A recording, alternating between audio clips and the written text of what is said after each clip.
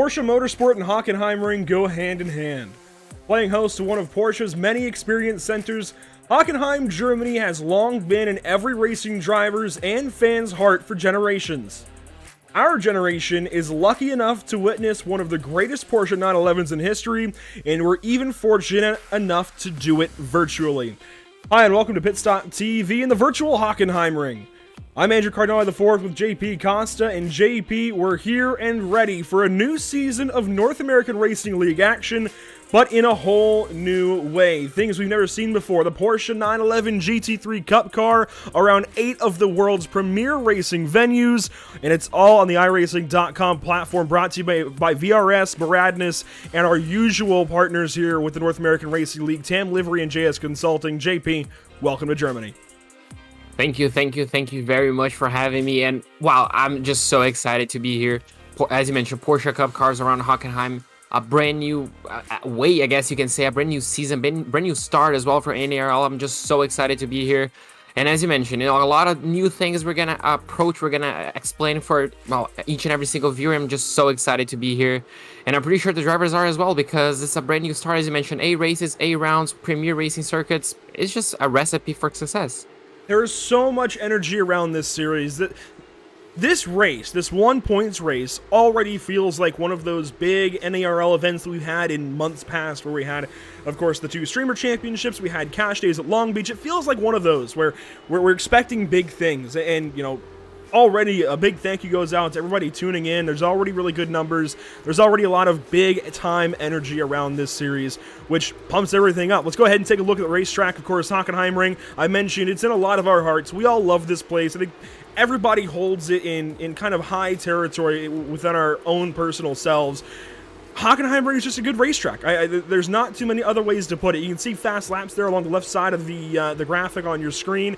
We do not have a Porsche Cup time on there, which is kind of interesting to me, but you can see some other lap times. And if you wanted to go ahead and compare it to a GT3 car, for example, Alex Albon actually holds the GT3 lap record here, JP. It was set last year in a Ferrari 488 Evo, but we don't have the Ferrari. It's just the Porsche 911 GT3 Cup car this evening, which opens a whole new can of worms. It's not your ABS, TC, well, there is some traction control, but you don't have ABS. It's the biggest thing in these cars, and of course, it's on that Porsche 911 platform. It's very difficult to drive. It doesn't drive like any other race car. It takes a whole different box of skills.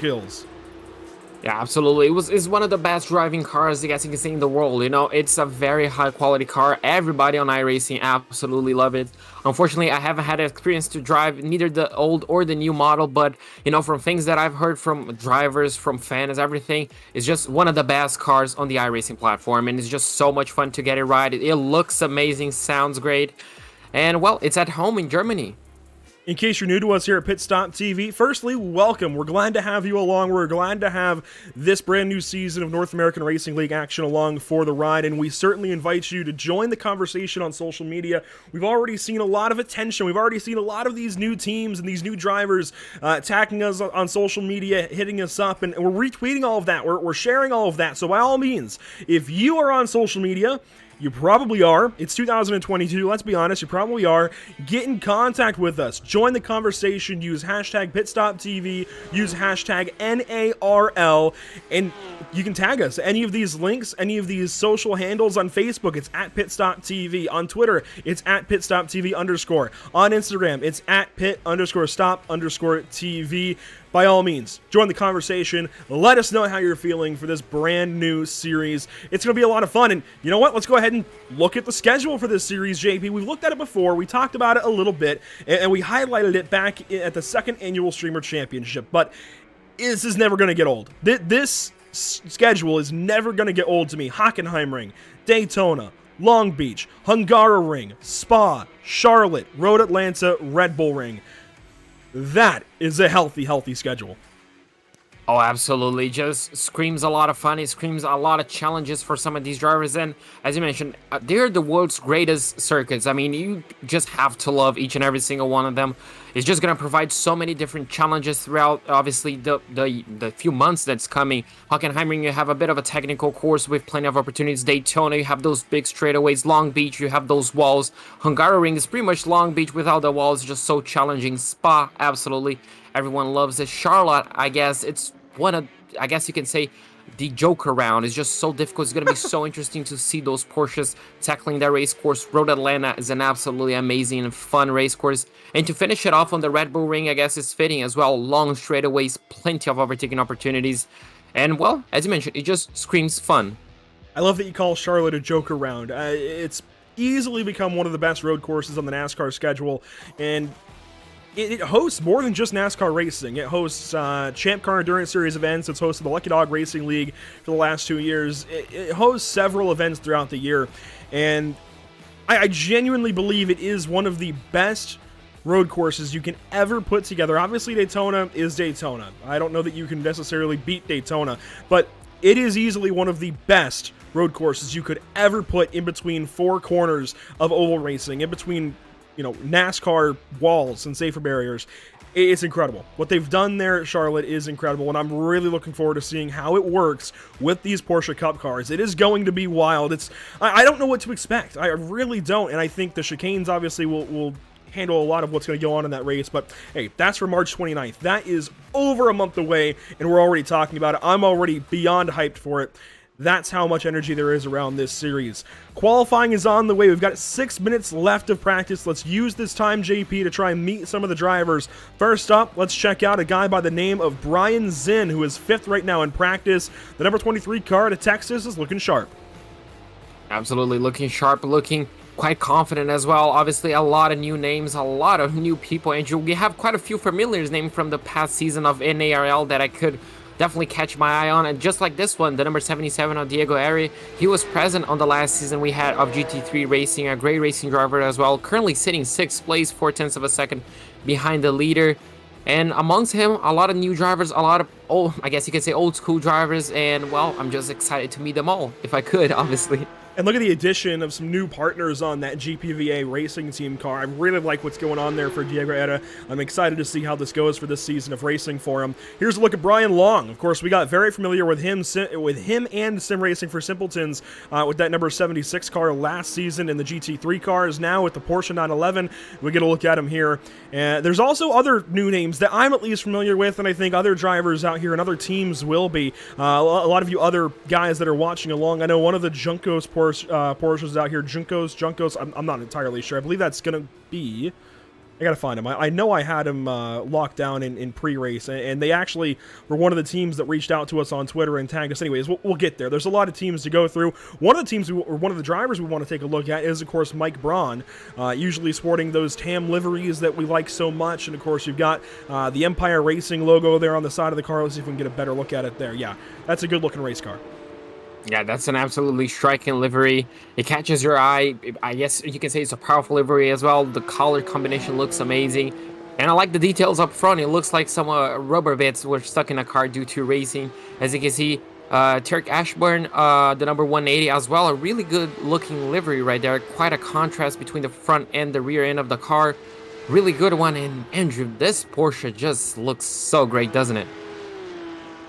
Getting told it's likely Juncos. That makes a lot of sense. As far as Steve Ashburn and the livery on his car, it does look great, and the car looks fantastic, I must say. It kind of looks like it has nostrils on the hood. Kind of weird, but otherwise, love what's going on with this brand new. Like I said in the intro, this is easily one of, if not the best Porsche 911 that we've been able to lay our eyes on. It's so fantastic, and you can see that I'm trying to think. My brain is kind of just escaped me for a moment, but Samsoid by Kanan, or is it Tony Kanan? Samsoid? Anyways, that affiliation there on the side of the car, you can see it real well there on the door. That's what inspires that livery, of course. The green and the yellow, is the Brazilian flag. Those are your colors, JP. So I think that's a pretty special one to see. There's some other drivers in the field. I know Billy Barriman is out there. We've known that name now for a few seasons.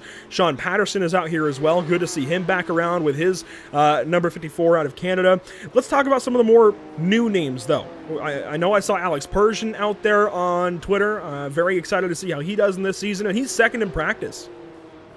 He's second in practice, only 24 thousandths of a second behind the leader, so already really excited and already looking really strong on practice. So if that's a long run, if that's a qualifying pace, either way it's very strong, very dominant so far. Obviously only 24,000, so that could be just a braking zone, just a turn in to get that what could be the fastest lap time possible. So the number 79 with an also really good chrome and red livery is looking Yes. quite strong. Oh, it looks fantastic. And a big shout out to all the partners here with the North American Racing League Porsche Cup season. This is big. You know, we're able to add 2 really big partners onto this list that we didn't have previously. And I think it really does add to the whole atmosphere for this series. Virtual Racing School, VRS. I personally am a subscriber, and I mentioned to you guys before we went live here, 15 minutes ago, I got the email that my VRS receipt has been returned to me. My subscription was renewed literally 2 minutes before this broadcast started. That's timing. So a big shout out to VRS and all of the help that they've put into this series, and obviously setup help. That's been the biggest thing. But they do also have a fantastic telemetry program. Everything they have going on at VRS is big time. It's fantastic. I definitely enjoy what they have going on with VRS and their entire software, everything they have going on, their telemetry logger, it's all fantastic. And I'm trying to find the name of the setup builder. It's escaping me for now, but we'll make sure we get that later on in the day. It's definitely a proper setup builder that is putting a lot of time into this series. I want to say his first name is Pascal, so big shout out to him. And of course, a big shout out to Moradness, Daniel Morad, a professional racing driver in IMSA in the WeatherTech Sports Car Championship. He is easily, I think, one of the best, if not the best coach to go to on iRacing. I'm sure there's a lot of other great racing drivers out there, but this guy knows what he's doing. This guy knows what's up, especially in these GT cars.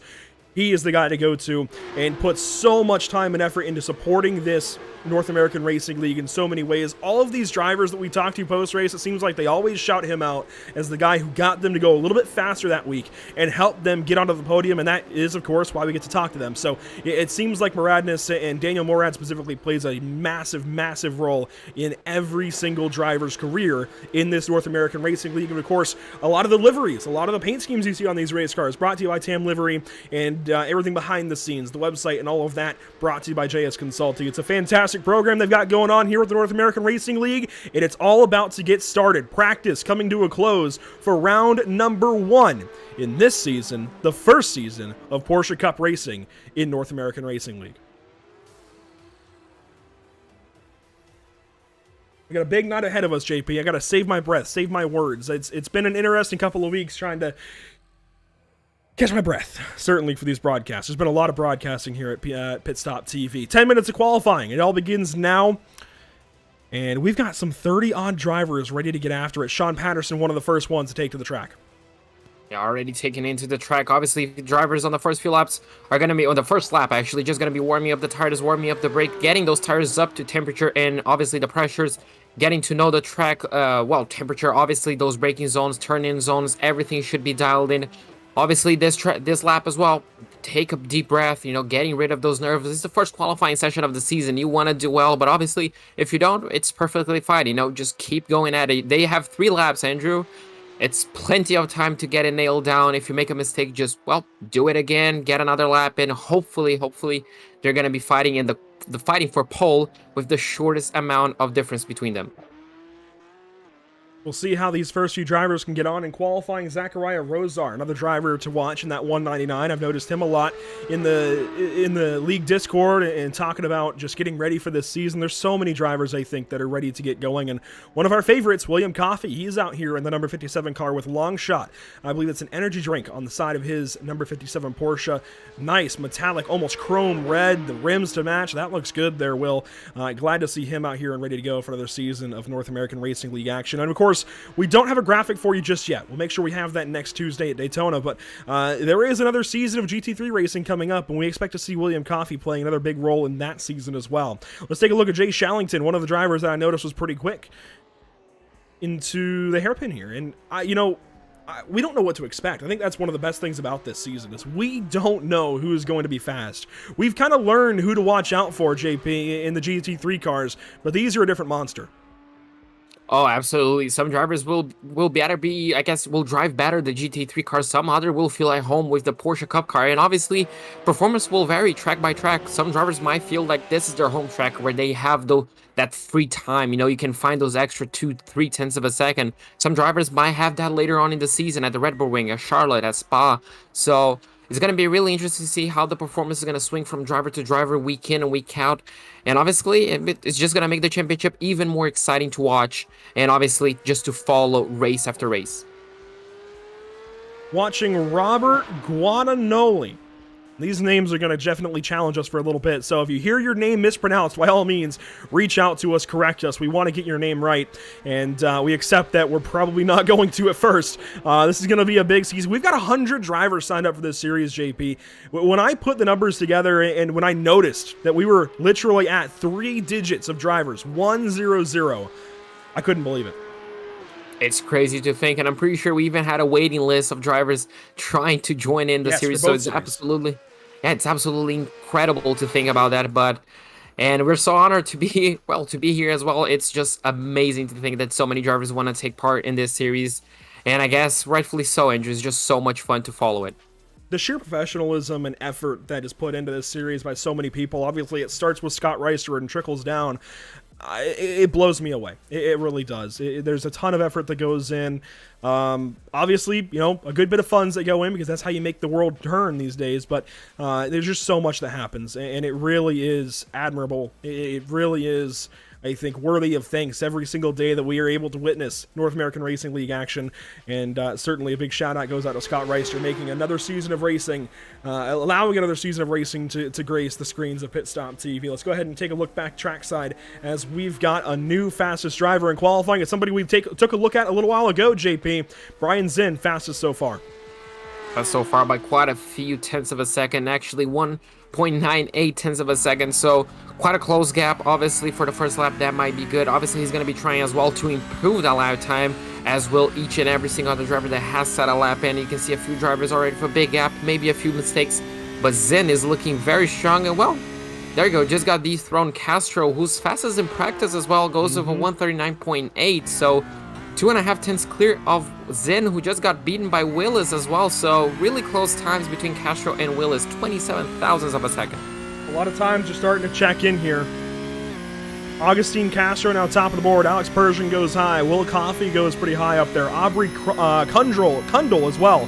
I have to get that one right. Audrey Kundle. And I was told pre-race by the one, the only Scott Reister, this is the first female driver that is racing in points-paying competition in the North American Racing League. Now, we had Love 46 and some of her crew that showed up for the most recent Streamer Championship, and that was an honor to have Love 46 along for the ride. But to have Aubrey Kundle in the series now for the Porsche Cup season is really cool. Yeah, absolutely. It's amazing to see, and obviously having that integration, female drivers joining in and putting an absolutely amazing performance as well, Andrew. And I think proving that sim racing is for everybody. That's the big thing. Yeah, it's not only for men, not only sim racing, but motor racing as well. It's time to get rid of that, it's just a male thing. Absolutely not. Everybody can participate, and while everybody can put a great performance as well. Yeah, motorsport is for everybody. It's all inclusive. We want everyone to be able to join in here for any kind of motorsport. And, well, somebody who's joining in on the top of the board, Brian Long. How about that for the number 76 with SR4S along the side of that race car? Goes up to the top, goes faster than Augustine Castro as time starts to wane here, and look at that, Augustine now fastest. These drivers have 3 laps to put down a time, and they've been warned to follow qualifying scrutiny, to be careful with how they warm these tires up, but they've got 3 laps to bring these tires up to temp, and they're only going to get faster as this session wears on. Yeah, absolutely. The tires are going to get obviously into pressure, into temperature range, the brakes as well, and drivers will just get more confidence. As you can see now, Persian going 48 thousandths of a second faster than Castro, so times are really swinging, Andrew, and something we're used to in NARL is the closeness of qualifying, aren't we? Just laps and pole positions being defined by less than 1/10 of a second, half a tenth of a second, so we're kind of used to it, but it still shocks me to see how close it can get. Taking a look here at Dan Willis, the number 127, one of your Moradness drivers. There's a lot of them out there. I talked a lot. I said quite a few words a little while ago about Daniel Morad and the whole operation he has going on with Moradness. I'm lucky enough to be in that Discord server and just see firsthand how that whole thing goes. And it's big. It is crazy. The effect that he has had on sim racing in the last couple of years is big. And you can see it here. Dan Willis joining the frame. Pretty fast. 4th place right now, and I think he's going to go a little bit faster here before qualifying is over. Doesn't quite go faster that lap, but he's still got another lap out there, I do believe, another chance to go a good bit quicker and see what he can put down. A few other drivers coming around, beginning their 2nd lap potentially, that have maybe gone a little bit awry. Andrew Rasmussen, one of them with Twisted Motorsport. We've seen them out here before with the North American Racing League. A bit of a slide there out of turn 1. He is on lap number 2, it looks like. So that's one lap burn that he might have gone off track and kind of unfortunately given up. Yeah, unfortunately not the best start for him. Obviously, he still has one more lap if he can get enough time to cross the start-finish line. As you can see now, Clarence Rose at number 98, someone we're also quite used to on the last season of NARL. Looks like he's approaching the hairpin turn 4 right now. But Andrew, something as well we need to mention about Moradness, Daniel Morad, is actually we met him in 2018, wasn't it, on Opmo? And I kind of just didn't lose contact. He was just such a great person and a great driver back then, and it's so nice to see the effect that he had on the sim racing community and the positive effect that he had on iRacing as well. Yeah, 2020 when Opmo was pushed into, and they're actually racing this evening as well, but when they were pushed into obviously the depths of the coronavirus pandemic and not being able to do a whole lot, not being able to get to the racetrack, they took to iRacing, and we were lucky enough to be a part of some of the beginnings of their series. And yeah, Daniel Morad was in that first race at VIR in the Barbie livery, so we remember that one very much. I will never forget him turning up to VIR in a pink Barbie Mazda Miata here on the iRacing.com service. That will forever be ingrained in my brain, but yeah, certainly has had a large and I think certainly lasting effect on sim racing already. Max Tanqueral, I'm going to hope that's pretty close. Tanqueral might be a little bit closer. Either way, Max is just a second off a pole here. He's rounding the final couple of corners. You see a Race Lab logo on the bottom of that car, right on the rocker panel. He's looking pretty quick. Pretty quick. Looks like he's going to be finishing up his 2nd or 3rd lap. As you can see, the time to beat his best time was a 1:40. Looks like he's going to be darting into the pit, so probably an invalidated lap time. That's going to give him the opportunity to train the pit entry, just getting those braking zones settled in if he so does need it on the race. So unfortunately for him, looks like it's going to be 21st for the time being, and just shy of over a second away from pole. As you can see now, Rasmussen looks like he's going to be approaching the hairpin. This might be just his final shot, Andrew. And, well, looks like he doesn't have a time set in yet, unfortunately. And here's a look at Andrew Rasmussen working around. A shout out to Zach Burness. I just noticed that I was getting a call from him. So if you heard my phone vibrating, yeah, you can owe it to the guy that drives the 102 in a legend car. But here's Andrew Rasmussen. Time going to run out here in qualifying. He should get a chance to finish up his lap, and he's one of 2 drivers left on the racetrack. He and Daniel Harris, and maybe not.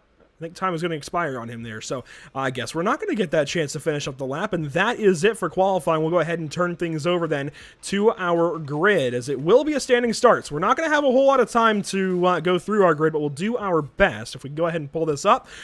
Front row, Alex Persian, Augustine Castro, positions 1 and 2. Brian Long will start from 3rd. Dan Willis will start from 4th. Jay Shallington will start from the 5th position on the 012. Then it's Dominic Turcotte I'm going to go with there in 6th. You see the 03 car, Spiker. I'm going to hope. I'm not sure on the first name. Brian Zinn will roll off from 8th, though. I do know how to say that. You'll have Miguel Cardozo, it looks like, at the number 49, and Bobby Flack starting 10th. In 11th place, we're going to have Aubrey Kundal in the 653 and the 57 of William Coffey in 12th place. 13th place will go the way of Eduardo Lorente in the number 9 and William Valdez in the number 28.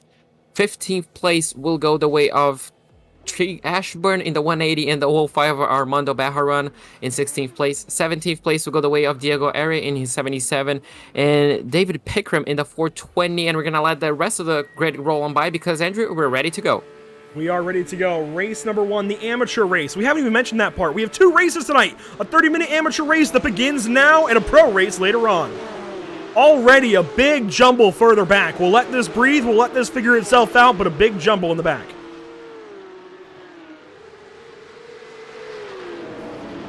Already a crash, the 66 around.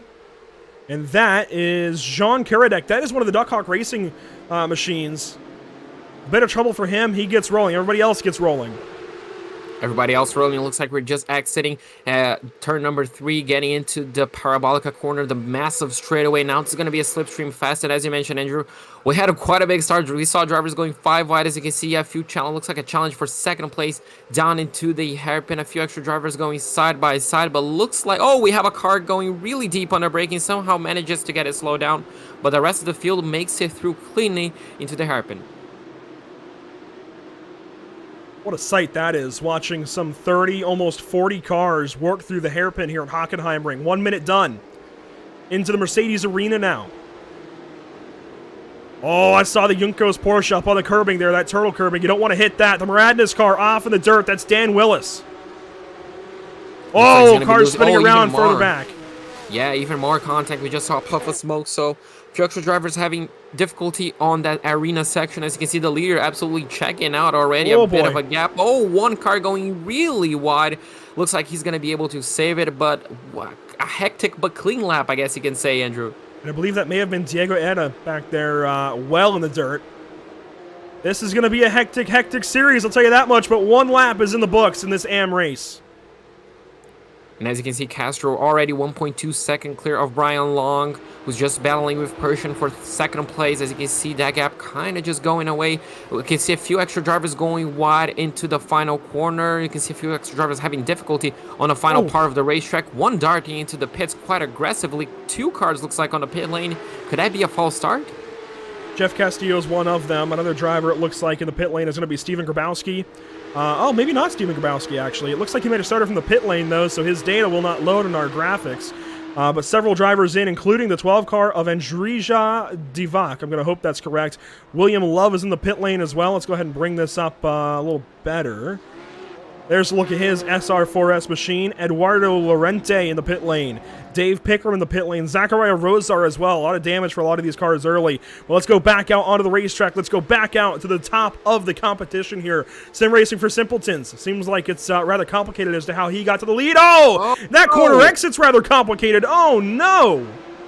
Yeah, we had a switch for the lead. Brian Long was leading the race. Looks like Castro got difficulties, and he unfortunately spun. Looks like on turn number 6, just on the entry of the arena section. Oh, he's been hit again. That was the 11 car, Andrew Rasmussen. Oh, just a bit of contact. That was the worst place probably to be spun around. Luckily for him, kind of got turned around in the right position and can get back rolling, but that's going to be big aero damage for his Porsche. That it is. Back up front, we've now got a 2-car race. It's a second gap back from Turcotte to Zinn now. Boy, this is this is a lot. This is going to be a lot of fun. This is going to take us, I think, just a few moments to kind of acclimate to. We've had some pretty hectic racing with British sim racers lately, but this is a whole new level. Yes, absolutely. This is just crazy, and I guess it's a good kind of crazy because I absolutely love it. Obviously, the number 79 had a bit of damage contact. Oh, even more drivers spinning. That's going to be Nicholas Kai in the number 42.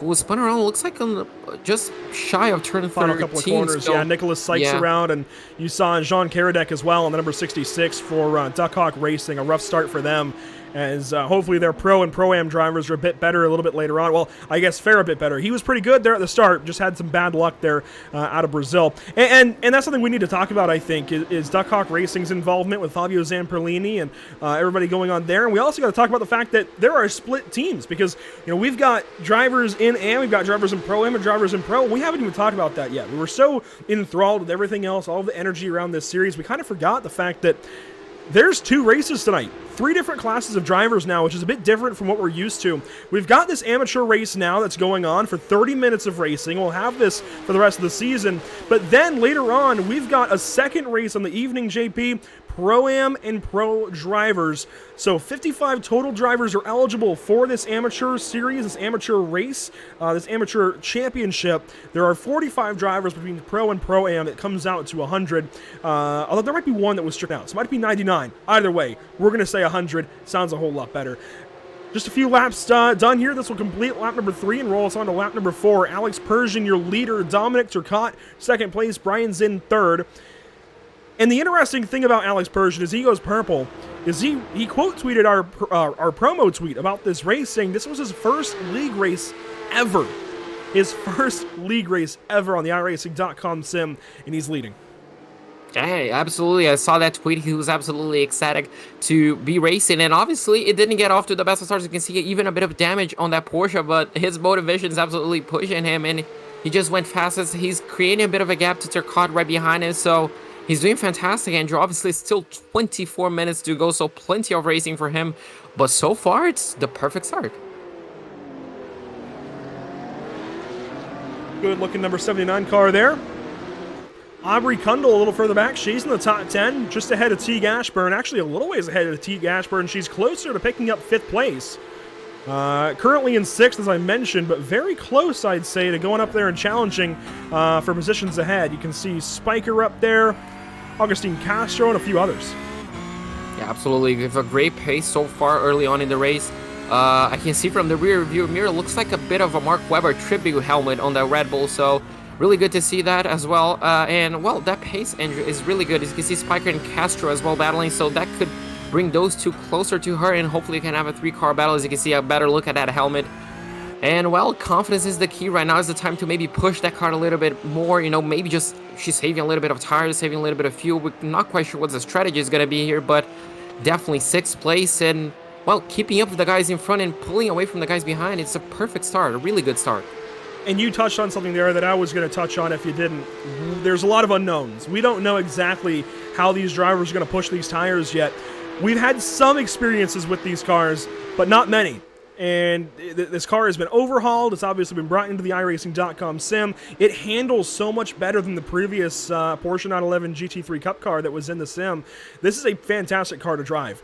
Drivers that I know have IMSA experience that didn't used to want to drive the Porsche Cup car just because it was so crazy to try and get a hold on, they love this car now. I'm thinking of one guy in particular. I don't know if he's watching this evening. Hopefully he is. But there are drivers that didn't used to run these cars. They now do, even in official racing. And they'll go race it at the Nürburgring, on the Nordschleife. The fact that drivers that didn't used to run this car at all are now willing to go drive it on the Nordschleife, I think is a testament to the quality of this race car as a whole and the quality of work that iRacing has put into it, bringing it to life in the iRacing.com sim. Let's look further back in this top 10. William Valdez currently in 9th for Wahuka Racing. We're used to seeing his name and the Wahuka name aboard these race cars in NARL. We're also used to seeing Diego Era. We talked about him a little while ago, JP, and the GPVA colors on there, new sponsors. This is cool to see him with a lot of growth in that team. Yeah, absolutely. I was going to mention, you know, having all those sponsors taking on that, well, obviously that sponsor role is just really good. A testament not only to his quality as a driver, but also the team growing. And hopefully we can see that sponsor role really increasing. And hopefully we can see that car maybe filled up, looking like maybe a NASCAR car at the end of the season. But as you mentioned, those two drivers, we're kind of used to seeing them. It's really good to have them back. And hopefully we can see plenty more of them as we have, looks like, a battle evolving on the, looks like just outside the top 10. That's going to be Rasmussen, right? Had contact a bit early on in the race. Yeah, Todd Malik is the 150 car, one of the Samsonite Esports machines there with the kind of blue and orange, yellow almost. Hard to describe. Is that orange? Yeah, that's definitely orange in that 150 car. So that's a look at Todd Malik. He's followed up by Andrew Rasmussen. And look at the 14 of Max Tankerel taking a look to the inside of Brian Long. And let's not forget, unfortunately, Brian Long did spin out of the lead, and he has dropped now down to 17th spot. Not too bad given the circumstances, but he shouldn't have been in those circumstances, unfortunately. A small error, and his race has gone awry quickly. And look at this. Todd Malik giving some spots up. Yeah, looks like, unfortunately, a bad exit. As you can see, Rasmussen going on his outside. Looks like he's just going to be maybe swollen. As you can see, quite a few drivers taking a face. Yeah, everybody just being a little bit cautious on the first few laps, on the first race of the season. But, yeah, looks like everybody follows back in a straight line. Looks like Rasmussen ended up losing a position on all of that, and well, they kept it clean. Brian Long as well lost a few positions. Now I wonder, Andrew, is this Rasmussen related to the F1 Esports Rasmussen? Oh, that I have no clue. That's a good question. If he does podium at some point this season, we've got to ask him, I suppose. I would imagine. Well, I don't know. I don't even want to draw a conclusion there because I genuinely am not sure. Another battle further back. Clarence Rosa and Steven Grabowski. This is for 23rd. I just noticed a position change here. Grabowski, I believe, giving that spot up to Clarence Rosa, and the TAM livery is number 98. I see the fan club for old Dominic Turcotte is turning up. Here's a good look at this battle. This is actually a really good battle to go ahead and come to. This is 2nd, 3rd, and 4th. Yeah, you can see Zin going down the inside into turn number 2. Probably going to get the position. Yes, the 23 just makes his way past. Now Castro as well looking towards to get that position on the 14. As you can see, that shiny, I guess you can say chrome Red Bull livery looks absolutely really good. And now Turcotte is going to be losing 2 positions. Probably could defend using the slipstream, but Castro is going to have the inside line into the braking zone. Who's going to come out on top? Maybe just side by side, a little bit of a lockup. Going a little bit wide, as you can see, Castro pushing maybe Turcotte a little bit too wide. Is going to be dropping all the way into 5th place. Spiker, and now it looks like Kundal in 6th place, really brought up into this battle. Yeah, Aubrey's now going to have a chance to go to total. Oh, boy, we've got some crashes right behind here. The 03 of Spiker's just gone around. That's a lot of damage on that car. My goodness, what a walloping. That car just took to the outside wall. Let's go ahead and fire up the Pit Stop TV replay for the first time this evening and take a look at this. I'm interested to see what happened. Maybe a dive bomb, but obviously you mentioned hitting the wall, but came out pointing at the right direction. This is just entering the arena. As you can see, Spiker did just get lost. Maybe a contact under brake. Oh, there we go. Turcotte turned her. Turcotte got in there deep and just got into the back of Ilya. I say turned her. I don't know here for Ilya Spiker. I was thinking for some reason of Aubrey Kundal right there. Aubrey thankfully gets on through that. So a nice little Cinderella story potentially developing for the 653. And I guess we could say Cinderella story now, but we don't know. Aubrey could be one of the front runners all season long, and Alex Persian could absolutely be one of the best drivers in this series all season long. We just don't know yet. There's so much to be learned with each of these drivers and so much to find out. This is going to be a lot of fun learning each of these drivers over the course of 8 races. Oh, absolutely. As we mentioned, you know, the performance might just vary from track to track. So this could be a weak point for some of these drivers, but also could be a really strong for other ones. As you can see, even more battles. This is Kundal. Looks like already up into 4th place, battling Turcotte as we head into their hairpin. She's going to be forced to the outside. Can she stick that position? Maybe just a little bit of contact, being pushed a little bit wide. They're still going to go side by side, Andrew. This is really exciting to see. So out of the hairpin, they'll work to turn 7. A lap ago, they had some trouble over here. Turcotte got in there deep, and now Turcotte trying to defend. Takes the inside line here for the Mercedes Arena. Through turn 8, now turns 9 and 10. And Kundal's just hanging there. Aubrey right on the inside of that 73 car. That's going to open the door for Teague Ashburn. Yeah, absolutely. Model 1 looks like we're not going to see a move now coming to the tricky section as we are approaching Sachs Corner. As you can see, turn number 9. Not a great corner if you're a Sebastian Vettel fan in 2018, but looks like all of these drivers navigated safely, and a bit of a gap was created. So looks like Kundal is stronger on this section of the racetrack, as you can see, attacking a little bit of those final 2 corners a bit more aggressively than the drivers ahead and behind her. So for now, keeping the position in 5th place, but still in that slipstream range, Andrew. So a lot can happen as we approach again the Parabolica straightaway in a few seconds. And I think this is a fun perspective.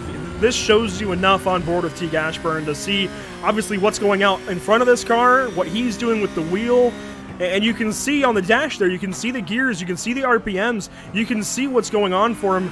I'm not sure if that's going to light up with the actual lockup lights when you lock up the front and rear tires, but if so, that'll be cool. There's a battle developing further ahead. Here we go. 2nd place, Brian Zinn and Agustin Castro. This is going to be fun down to the hairpin. Yeah, this almost happened a lap ago, but looks like it's going to happen right now. Castro looks like just a little bit cautious on the braking so far in the race. Oh, looks like no, just hit the braking zone perfectly. Now it's going to get a good run outside of the hairpin. Looks like they're going to go side by side into turn number 5. Still side by side, really close getting into the curb. Now looks like Castro is going to be forced to the outside. Can they both stick it side by side? No, looks like Zinn might just have this position for now, and Castro will have to hold off for a few extra corners. So looks like Brian Zinn, Andrew, is doing a fantastic job defending, and all of this battle, look at the gap that Persian already built up, 5.3 seconds.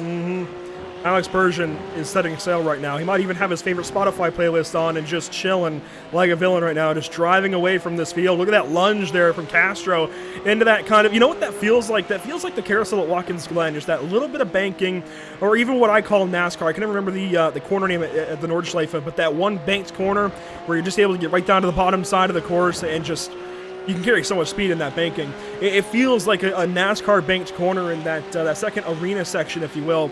It's a lot of fun to actually go through, and especially the car that can handle it like these Porsches. Still on board here with Brian Zinn. Let's move around the field a little more as we pass halfway. Actually, maybe a move there from Castro. I guess we're going to stay right here. Yeah, looks like we're going to be forced to stay right here. As you can see, Castro might just have a better run. Even if he does not, well, the slipstream is really going to help that Porsche. You're just going to see that logo, that Red Bull logo closing in. As look at this, Kundel's still not done with Turcotte. They're going to go side by side into the braking zone. This time, the number 653 on the inside line, the number 73 on the outside, defending this time. Who's going to go deeper on their braking? As you can see, even a few battles up ahead.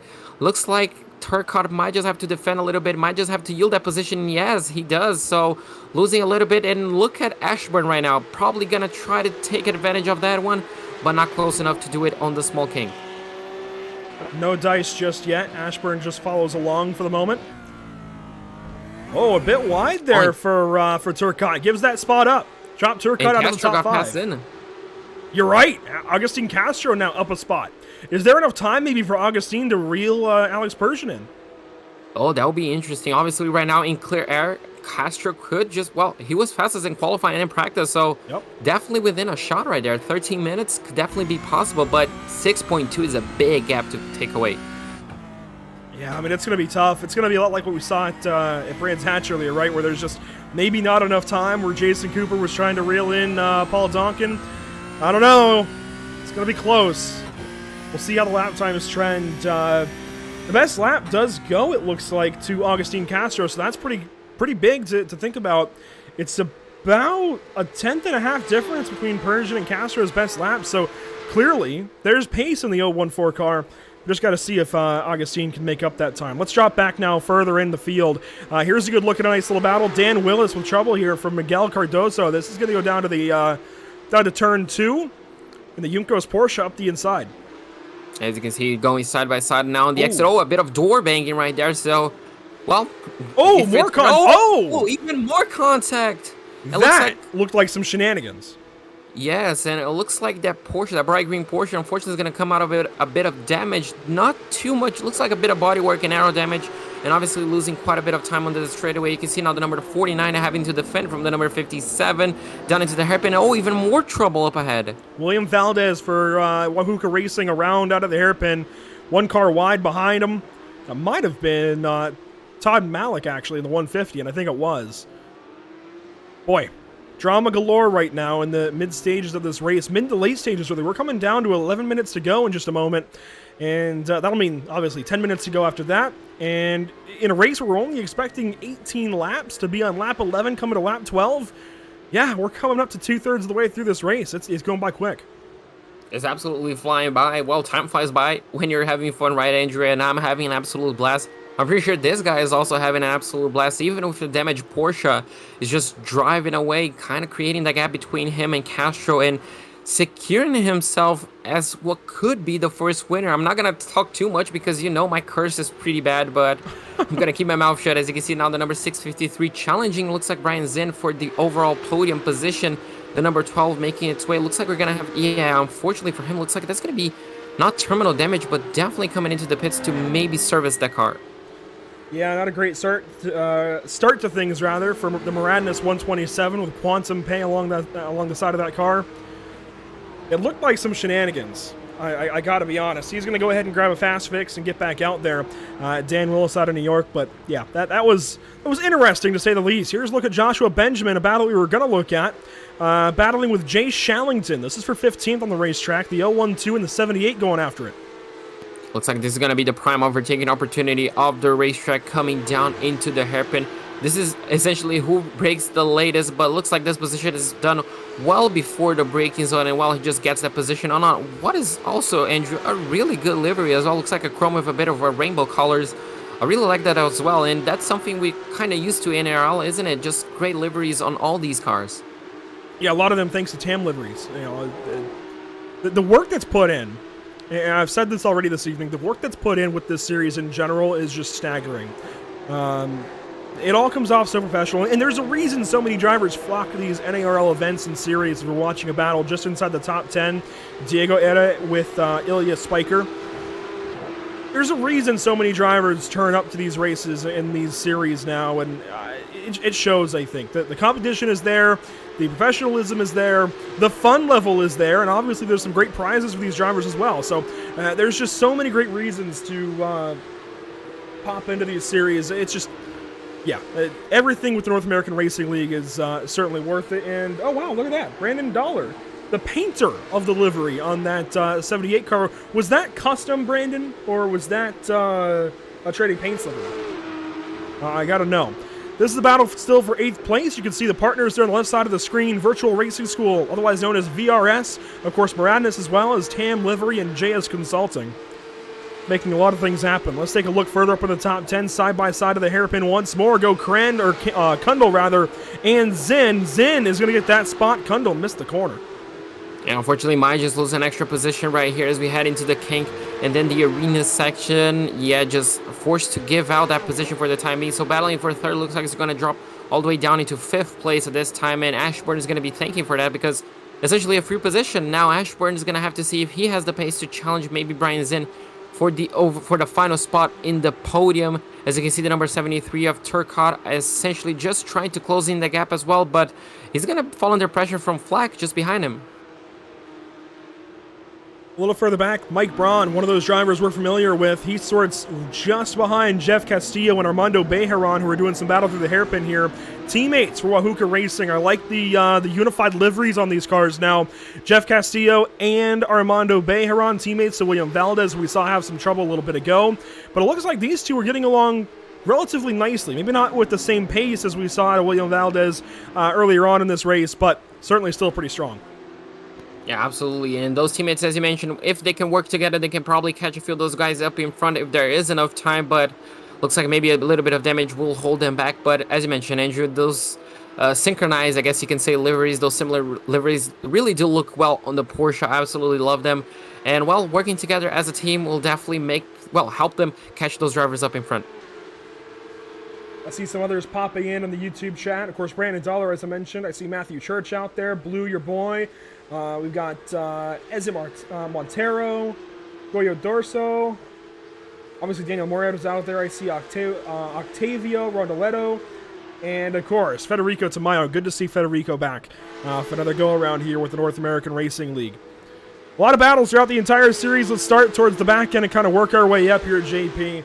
There's a lot of cars to go through, but let's take a look. So here is position 33, the last position on the racetrack, I think, letting a leader by Robert Guadagnoli.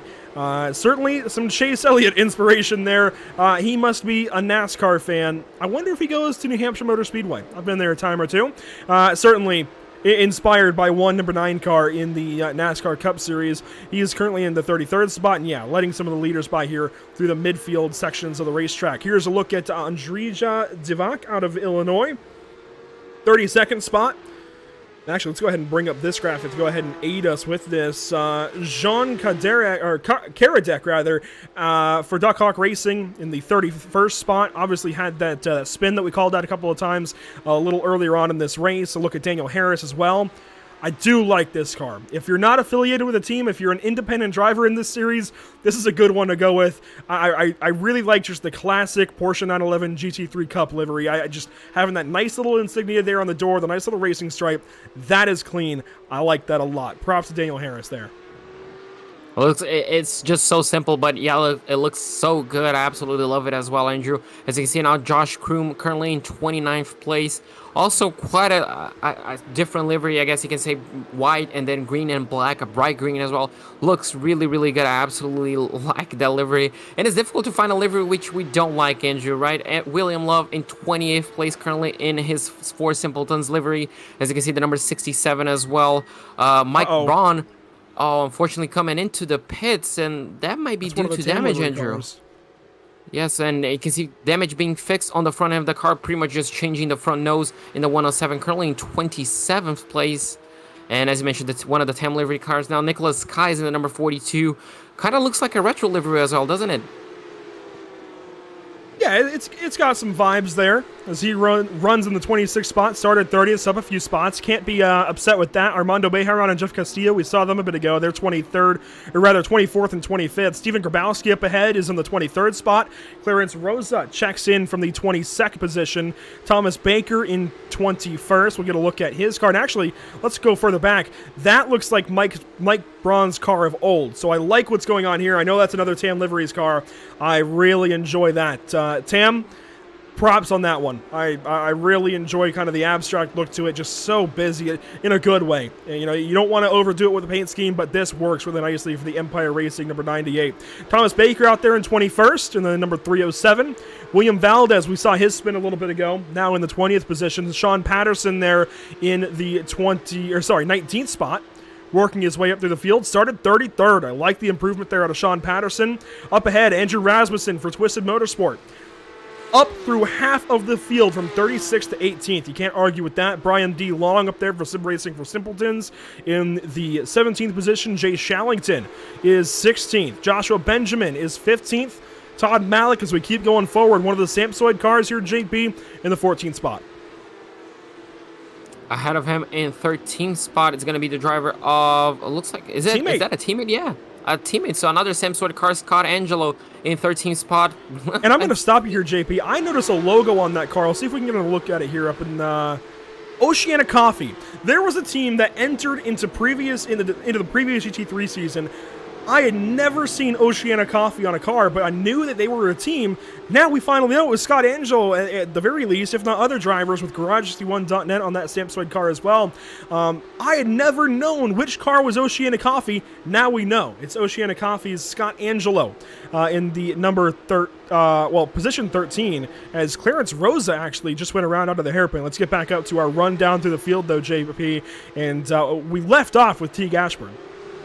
Yeah, Teague Ashburn looks like he had an instant injury because he was running the top 5, wasn't he? So unfortunately, something happened to him. Currently in 12th place, started 15th, so he's still making quite a bit of progress. Max Tankerel currently in 11th place, also made a 10th position so far in the race. So a really good uphill race from him in 10th place. In 9th place is going to be William Coffey. Oh, no, in 10th place is going to be William Coffey right now. Elias Piker currently in 9th place. Unfortunately, started 7th, so losing 2 spots. Looks like battling currently with Cardozo. Looks like for 8th place. Yeah, Miguel Angel Cardozo currently battling drag racing on the back straightaway on that. Absolutely. We're going to have to, stop the countdown right here to see who's going to come out on top. And it looks like it's going to be Cardozo with not a lot of damage. Just so much better aero on that car. 7th place is going to be the one and only, the one they're kind of used to, Diego Ari in his number 77. Also kind of a darker livery, but absolutely striking. Started 17th as well. So Bobby Flack currently in 6th place, started 10th. So 4th place up for him in the number 22. And 5th place is going to be Turcotte, a driver, Dominic Turcotte, we're kind of used to. Also looks like not a standard Porsche livery, Andrew, but kind of just looks like a factory livery, doesn't it? It looks great. I like what's going on there. It's just so nice and clean and simple. I really like it. If you're not going to have affiliation, if you don't have affiliation, those simple Porsche paint schemes just look so good. And I noticed the Bobby Flack as well. Must be one of the other TAM livery cars. Empire Racing on that car. It's got to have that affiliation. Aubrey Kundle further ahead as we work onto the white flag presented by Whiplash Simcams. Aubrey Kundle in the 653 in the 4th spot, Brian Zinn in 3rd, and there has been very little battle up here. The top runners, the front runners have split apart. That's why we had this chance to go through the field like this. Here's a look at Augustine Castro, and we've seen our race leader a whole lot today. Alex Persian on the final lap, working through Parabolica. Just about, a mile and a half to go in this lap? Something about that, just a few extra corners. Obviously, he's going to enter soon. The most difficult part of the race course right now is quite simple as he heads into the biggest braking zone in the circuit, the hairpin. Now approaching the small kink and then the arena section. And what a drive from him, Andrew. 5.4 second, maintaining the pace even with a damaged car. What a race! What a way to start your sim racing league career, I guess you could say. Yeah, it's incredible to me that Alex has never run a league race on iRacing before, but like I said, probably plugged into Spotify and just chilling at this point, just driving away. He's able to be on this Sunday drive. We've seen that so often in the North American Racing League. Usually drivers like Matthew Dench that are able to pull away, and we saw that at Detroit, if you recall, last season. Able to just drive away from the field and chill. Just relax. It's been a relaxing drive, it looks like, for Alex Persian, working through the final corners for the final time here at the Hockenheimring. There we go, officially, white flag presented by Whiplash Media Simcams. It's the final trip around the final couple of corners. How about that? Here at Hockenheimring, and car 79 is going to go to victory lane at Hockenheim. Congratulations, it's Alex Persian. Auto race for him, absolutely dominated. As you can see, second place going to cross the line, 5.4 seconds. Oh, what a crash! Turcotte and Bobby Flack are around. Oh no, in the final lap. Bobby Flack has got a lot of trouble. He is really damaged there on the inside. Taking a long time to get back rolling. We'll go back to our speed shot, then we'll let the rest of the field come through. Checkered flag. As you can see now, the rest of the field making their way through the final corner and the straightaway. This is the first of 8 rounds. I'm pretty sure everybody's happy just to cross the finish line on a racing condition. And, well, Andrew, I'm ready to do it once again. We're kind of used to seeing that on British sim races, but now we're going to see it with Porsches. We'll let the rest of the field come on through, and then we'll go ahead and take a look at your unofficial race results for your amateur race. And keep in mind, there's 2 races, so all these yellow numbers that you saw, that's because they're amateurs, and we're going to have blue and purple numbers next up in our Pro-Am race. There's going to have Pro and Pro-Am drivers. 2 different classes, just like always. We used to have Pro and Amateur, now we've got Pro and Pro-Am over there. It's going to be a lot of fun. I'm looking forward to this dynamic of this series. It's going to be the same now for GT3 racing on Thursdays. It's just going to be a lot of fun. So, as drivers finish up their races, let's go ahead and start in to save a little bit of time because we've got a tight window here. Let's start in on results. Alex Persian finishes, well, first, a big race win there for car 79. It's Augustine Castro in second, Brian Zinn third, Aubrey Kundal fourth, Miguel Angel, I'm not sure, we'll find out. Cardozo there in fifth place, Diego Era there in sixth, Ilya Spiker, I'm going with for pronunciation, there in seventh, William Coffey eighth, Teague Ashburn ninth, and Max Tankerell wraps up your top 10. 11th place will go the way of Dominic Turcotte ahead of Scott Angelo in 12th place. Jay Shallington in 13th place ahead of Todd Mallock. Joshua Benjamin in 15th place ahead of Brian D. Long. A couple of names were already familiar. Bobby Flack in 17th place after the last lap collision. 18th place will go the way of William Valdez ahead of Thomas Baker. And Shaw Patterson in 20th place is our top 20. Finishing in the 21st position, you'll find Jeff Castillo, one of the Wahuka racing drivers, along with his teammate Armando Bejaran. Nicholas Sykes finishes 23rd. Stephen Grabowski, 24th. Andrew Rasmussen, 25th. Then you get William Love, John Kroom, Clarence Rosa, Jean Karadek, and Andrija Divac to round out your top 30. 31st place will go the way of Robert Guadagnoli, Daniel Harris in 32nd, Mike Brown in 33rd, Dan Williams in 34th ahead of Zachariah Roser, Billy Bowerman in 36th ahead of Eduardo Lorente, and 38th place will go the way of David Pickram. 38 drivers, 17 laps. 18 laps rather. That was a whole lot of fun. We do have our race winner to speak with quickly here, JP. We will start this with picture in the sim, but we're going to have to quickly go over and get ready for the next session. But here is your race winner, JP, of Alex Persian. So, Alex, obviously the first time we're talking to you, we saw how excited you were for the season, and what a way to kick it off. Hey, thanks. Yeah, this is a lot of fun. I was quite nervous going into this because it's my first league race in iRacing, at least. So, but yeah, it was a lot of fun. Yeah, I bet it was. I mean, how you said you were nervous starting off the race, coming into the race. How did you shake off that nervousness as soon as the green flag dropped? Yeah, so I think my nerves got the best of me on that launch, and I'm not really sure what happened with the rear wheels, but they lit up a little bit. So I didn't get the greatest launch, and tried to just have a nice, clean, calm first lap behind Brian and Augustin, and then just kind of focus on doing just safe laps. When I was in the practice, when I was doing practice sessions, I was testing quali laps, and then just testing calm, safe laps, and seeing what my pace was in each. And so I kind of just slipped back to that mode and tried to kind of have calm, consistent laps after that. Unfortunately, Augustin had I think a lockup, and then Brian unfortunately spun in front of me because I think they would have had a lot of pace.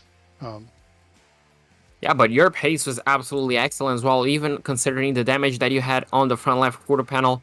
And obviously, I mean, a fantastic start of the season for you. And, well, when you think about Daytona, it's quite a different racetrack to do you like Daytona? Do you feel confident coming into it after Hockenheim? Yeah, I'm looking forward to it. I really like the course itself. I've driven GT3 cars there fairly often, and really enjoy kind of just the flow of the track and how much space there is for kind of safe racing.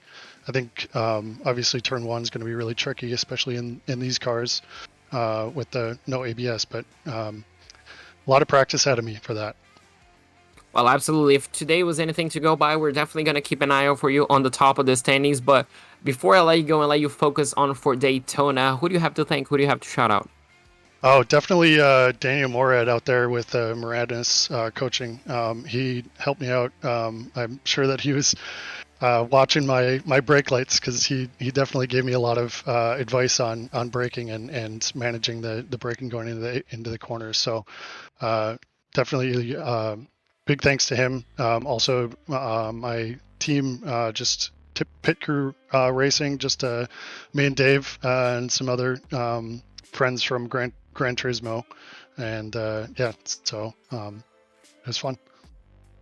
Well, absolutely, and it was a pleasure meeting you, Alex. Hopefully we can talk to you plenty more times during the season. Well, I wish you best of luck for practice for Daytona. Thanks, I'm looking forward to it. Absolutely. And Andrew, well, that was Alex Persian, first league race on iRacing, and already kicking off with the victory. But, well, obviously we had to talk, and Moradness obviously helping him. So yet another example of a really good guy on the iRacing community, helping a lot of other drivers. Yeah, Moradness, Daniel Morad, as we've said, such a big effect already, coaching a lot of these drivers, picking up tenths where it matters. It's been huge, and I think it's really helped elevate the racing product, the racing quality, obviously the speed in this North American Racing League. And there are some record numbers in the iRacing averages of this series, this Porsche Cup season and upcoming GT3 season. It's pretty incredible. We are going to take a step aside, a quick intermission here between races. We'll be right back to you in just a few moments with Pro and Pro-Am qualifying from Hockenheimring. This is round number 1 of the North American Racing League Porsche Cup season.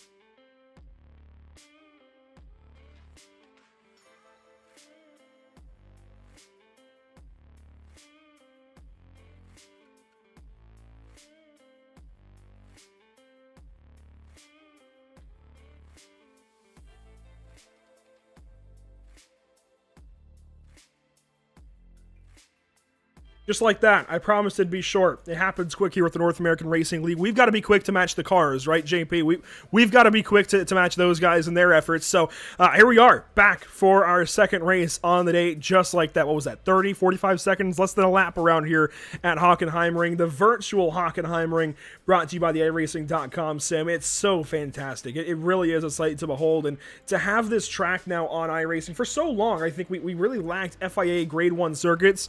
Now we've almost got a surplus of them. We don't have the full F1 calendar, but we've got quite a bit of them compared to just months ago, it seems like. Really properly good stuff here by iRacing. But enough of that. We're into qualifying. We'll take a quick 30-second look here at Hockenheimring, JP. We know it. We love it. Turn 1, obviously Nord Curve is pretty difficult to get around.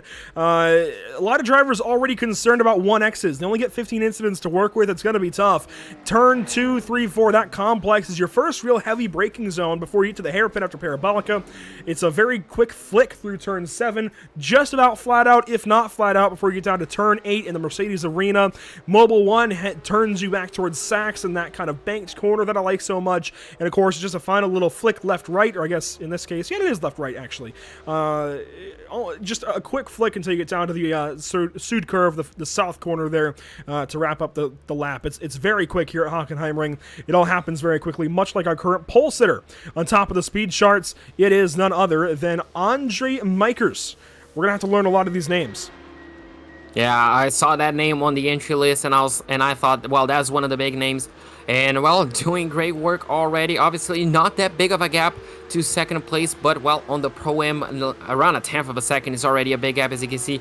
Andre finishing up, looks like his second or third lap. Did he improve? Looks like not quite this lap. Second place, another driver we're quite familiar with, Andrew Nick Ludicki, or Ludacki, I already forgot, and Victor Miranda, a new driver, 1/10 of a second in third place. Times are really, really closer on the Pro and Pro-Am level. And I apologize. It looks like it's Andre Melchers. I said Melchers at first. It looked like an I on my smaller screen. It's definitely Melchers there.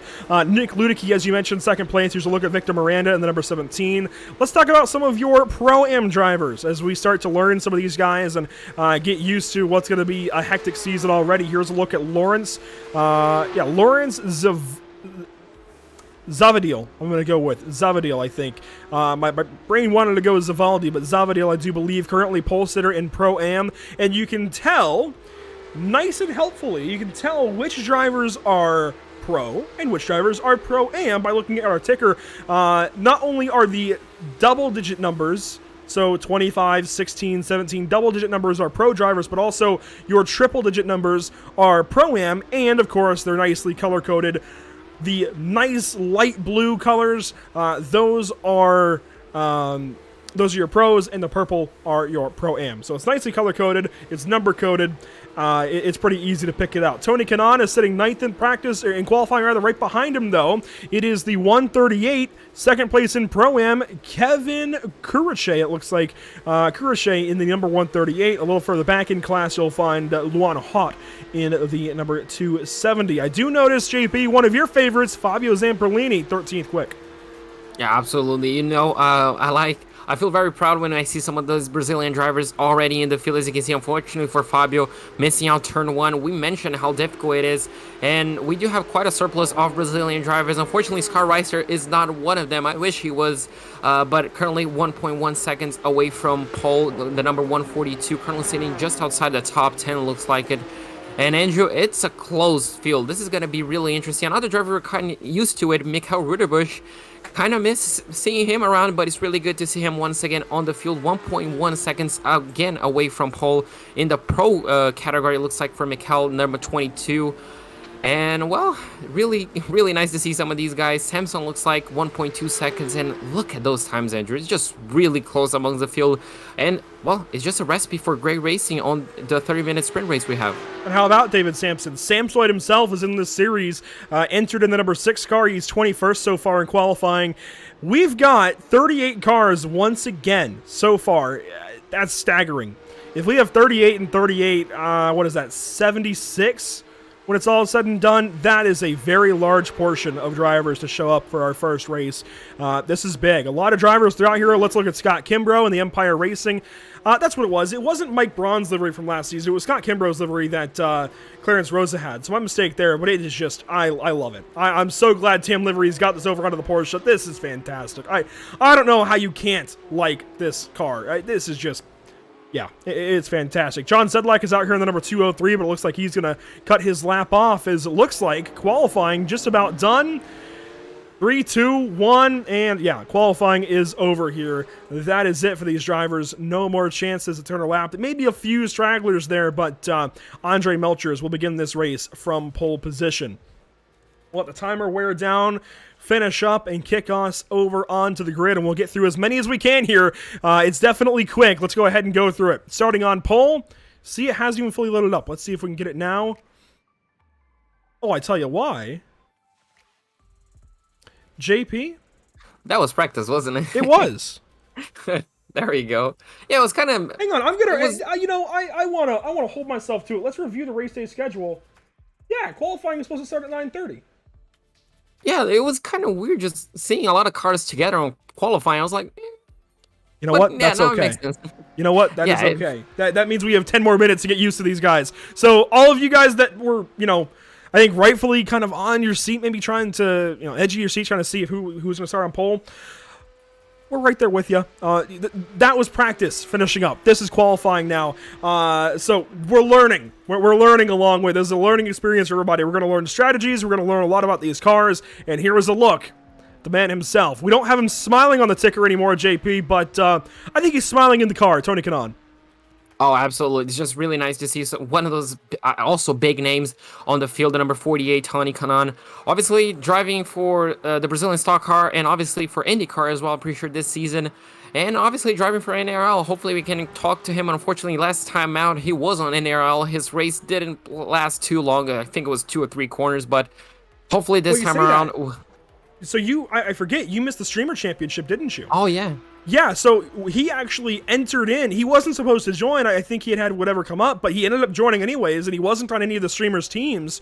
So we made a little ticker bug for him that was just his face smiling. So if you missed that, and I know, JP, you're going to have to go back and watch it now. I'm going to have to hold you to it. All of you guys that might have missed the 2nd annual Streamer Championship here at the North American Racing League, go back and watch it, if even just for that. He had a great race. Certainly, I think, a lot to smile about in that race, and unfortunately... well, he lagged out later on. So let's hope, let's go ahead and knock on wood for him now as he spins out of turn 1. Knock on wood for him right now that hopefully his run tonight goes a little bit better. Let's go ahead and look through the rest of the field here. Lawrence Zavadil in the number 124. Matthew Dench out here from Australia in the Frog Leap Juiced number 83. It's good to see familiarity. It's good to see Matthew Dench back out there. And that is a looker. That is a livery. That's a looker. It looks really, really good. It's a really striking livery. Kind of, the black just kind of blends in, but obviously then you have those bright blues. It looks really good. I really do like it, and hopefully we can see Matthew Dench on the same form he left off last season. Just a really strong driver. Hopefully the bad luck has been washed away on the off season.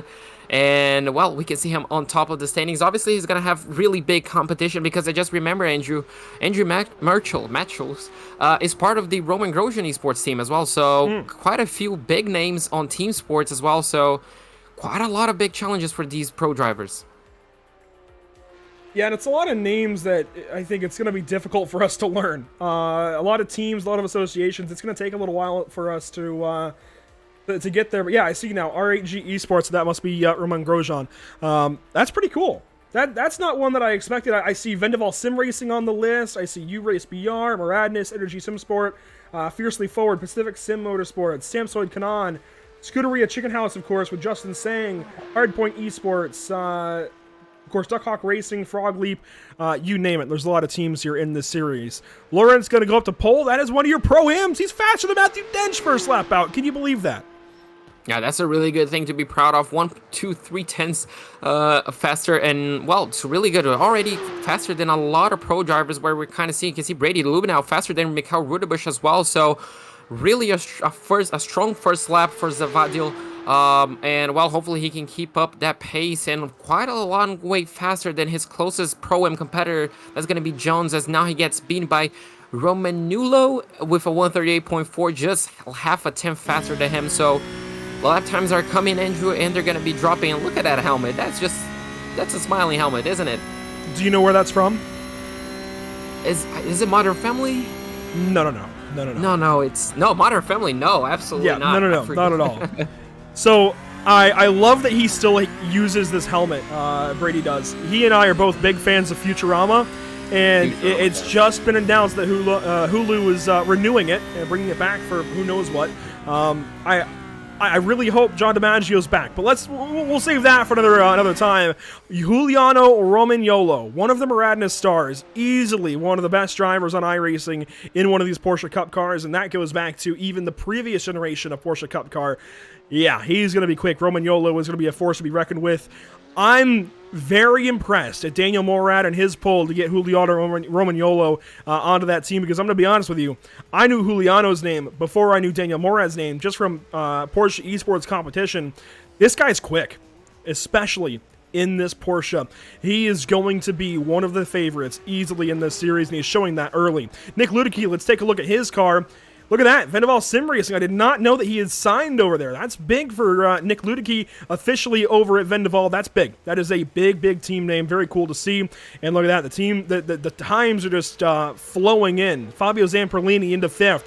6th, you've got Luke Kraus, and a new fastest time because it's Andre now to the top of the board. Nick Ludicky goes 2nd. Giuliano Romagnolo relegated to 3rd. And look at that gap, Andrew. Half a second. Is that his first or second lap? I'm not quite sure if he invalidated his first lap, but That's a big gap, and that's a statement right there for Andre. So Oh, a really good, strong lap. And look at this, the number 18 going second place. Another nice lap, and also from Vendaval Sim Racing as well, isn't it? Vendaval is going to have a big voice, I think, in this series. I didn't expect this. This is big to see a lot of Vendaval cars and certainly a lot of Vendaval speed. Spencer Kostovich, I think it's Kostovich, potentially for the number 18 car. Just a little over, well, just a little under 3/10 off of pole. We'll see if he can pick that up. Let's drop down further in the field. See some of the guys that are a little further down in the order, like John Sedlak in 31st. We'll see if he can improve that time. Brian DeVries is back out here, now in Pro-Am competition in the 128. Good to see him out there. Of course, Samswood, we talked about him. He's 25th right now. I'm sure he's having a very fun stream. And look at that view. Through Sachs Corner. That's a lot of fun. Yeah, that's a lot of fun. That's a really good camera angle, and obviously I gotta have to shout you out, Andrew. I know how much. Well, Whiplash SimCams putting a lot of work in. SimCams. Yes, Yeah, absolutely. our white flag sponsor, Whiplash SimCams, big stuff, and you can buy these camera packs at Whiplash SimCams. You can go to WSimCams on Twitter. I think that's kind of self-explanatory. Whiplash SimCams, WSimCams, or Whiplash Media on Facebook, as a lot of new times are coming in, and Victor Miranda up to the top of the board almost. Yeah, less than 0.2 of a second between him and the number 25, so a good showing for him as well. Looks like he's going to be parking his car, and that might just be his qualifying attempt done and dusted. The number 18, can he improve that lap time? Looks like it's not going to go this time around, so that's also looks like it's going to be his qualifying wrapped up. Nick Ludicky looks like he's still in 4th place. Romagnolo, can he improve a little bit? Yes, he goes up into 4th place, so he jumps Nick Ludicky by just, what, 0.06 of a second, so it's a really close gap, and looks like his qualifying is also done. So, Andrew, the gaps are really close when you consider from 4th all the way down into maybe 8th place, less than 0.2 of a second between those drivers. For as good as I know Romagnolo is, to see him 4th to Victor Miranda, Kostovich, and Melchers, that's big. James Hansen, we're familiar with that name as well. He goes 26th. Joshua Lewis out here, a little bit slow, I think, giving up his lap time. I think most of these guys have their runs in. Here's a look at Nito Nascimento. I like that car. That is good. I like what's going on there for the Nevada Esports, number 75. Let's take a look at Bernardo Faria as well.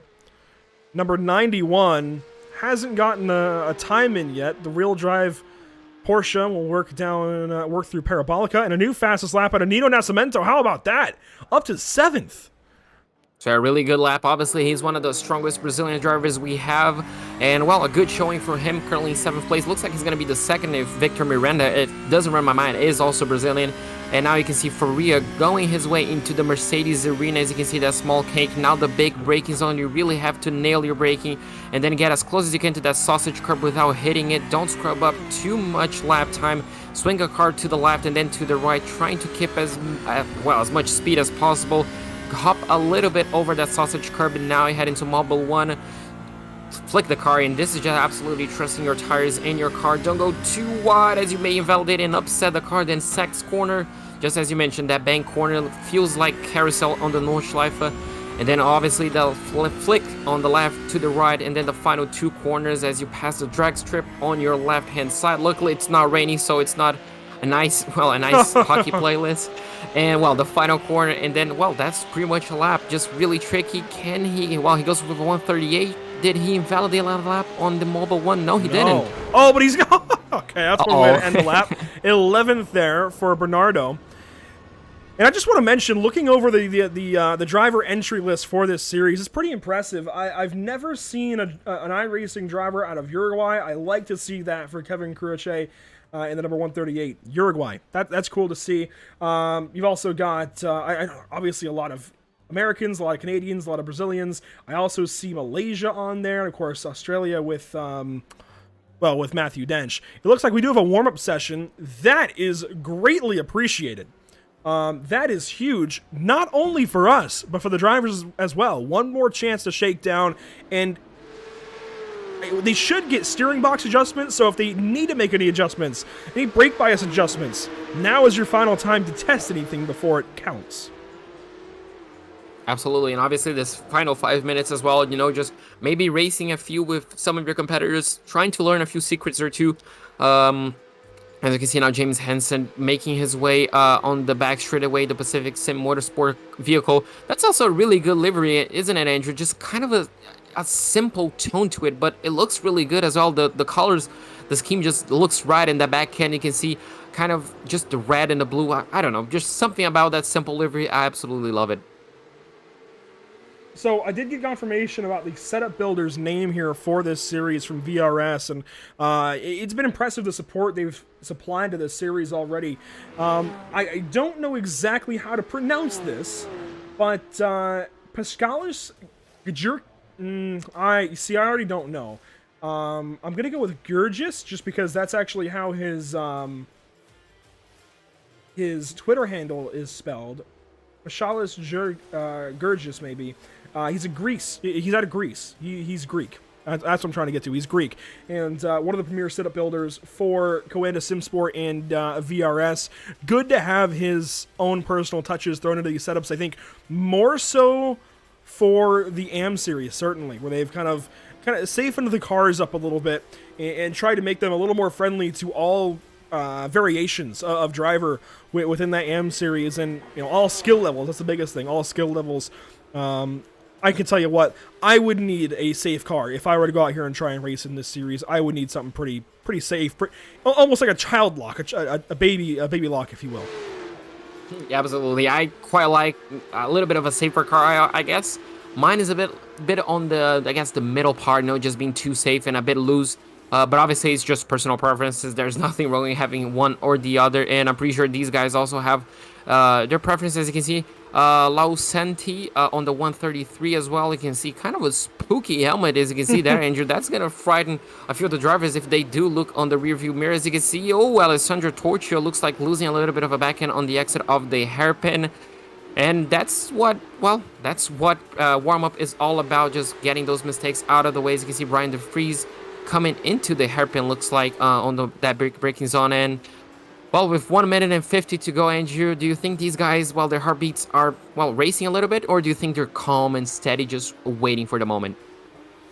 Definitely a mixed bag of emotions, if you will. Here's a look at M. Taki, and this is the one that I mentioned out of Malaysia. You can see it's just labeled as Asia there, but on the sign-up sheet, labeled as Malaysia. It's cool to see that variety. Obviously, we're used to a lot of Americans and Canadians and British now with British sim racers. To see this variation is really, really cool. To get a Malaysian in the series, to get somebody from Uruguay, like I mentioned, that's so cool to me. I mean, that's one of this, obviously a country I learned about in Spanish class, but now we've got a driver from Uruguay in this series. That's so cool. Curtis Jones, how about that? A Pro-Am, looking pretty quick here. Went purple for a moment from PSM, Pacific Sim Motorsport. And of course, we know a lot of those guys from seasons past with other leagues, but good to see them here in the North American Racing League. Oh, absolutely. It's just so fun to see some of these familiar faces once again, the new faces as well. Just eager to know them all. And I'm just sad that Brady doesn't have fossils on his car again. Although there might be something actually on the wingtips. I noticed that. Yeah, it might be an Easter egg for us to find. I'm pretty sure he's the kind of guy to do that as well. Or a fossil to dig for. Yes, absolutely. I'm pretty sure it is as well on the just the side of the rear wing, isn't it? Yeah, the wingtip has got something going on there. I don't know exactly what it is. Maybe he and Chris Pratt can get together and describe it to us, because, they seem to like dinosaurs just the same. But it's good to see Brady Lubenow and all these other drivers that we're used to, and mixing in there with a lot of drivers that we're brand new to, like Lowy Santi that we saw a little bit ago, and Reed Gibson, for example, in the 143, and Luan Hott, and just so many new drivers, so many drivers that I'm looking forward to learning. Yeah, me too. I'm just eager to know them all. As you can see, Aaron Law from Canada with a bright green Porsche. I really do like that color scheme as well. I mean, so many liveries like this, Andrew. I wish I could race them all. Unfortunately, not racing a lot on iRacing these times, but boy, oh boy, fantastic job. I mean, I absolutely love looking at these liveries, and I'm pretty sure we could spend all 30 minutes of the race talking about it. Absolutely we could. We could go on for days. But now we officially do have the grid. We're expecting 31 laps in this 50-minute race. Let's go ahead and get right down to it. Starting on pole, you have got the number 25 of Andre Melchers as Victor Miranda starting second. Starting third, Spencer Kosovich in the number 18. Juliano Romagnolo will begin this race from the fourth spot. Starting fifth, it's Nick Ludicky in the number 16. Sixth will go to Luke Kraus. Starting seventh, you've got Nito Nascimento. Eighth, Matthew Dench. Starting ninth, it's Fabio Zamperlini. And starting 10th, it's your Pro-Am pole sitter, Lorenz Zavadil. We will go through as many cars as we can here. 11th place will go the way of Bernardo Faria and Nicholas Mitchell on 12th place. 13th place will go the way of Brady Lubino, his number 11, and Paulo Godoy in the number 4. In 14th place, the number 933. 15th place will go the way of Tony Kanaan in his 48 car, and Curtis John on his outside in 16th place. 17th place will go the way of Scott Kimbrough in the 117 and the 270 of Lewin Hott in 18th place. And it looks like that's going to be all, Andrew, because red lights are on and drivers are revving their engines. Here we go. Green flag on the way for our first Pro-Am race.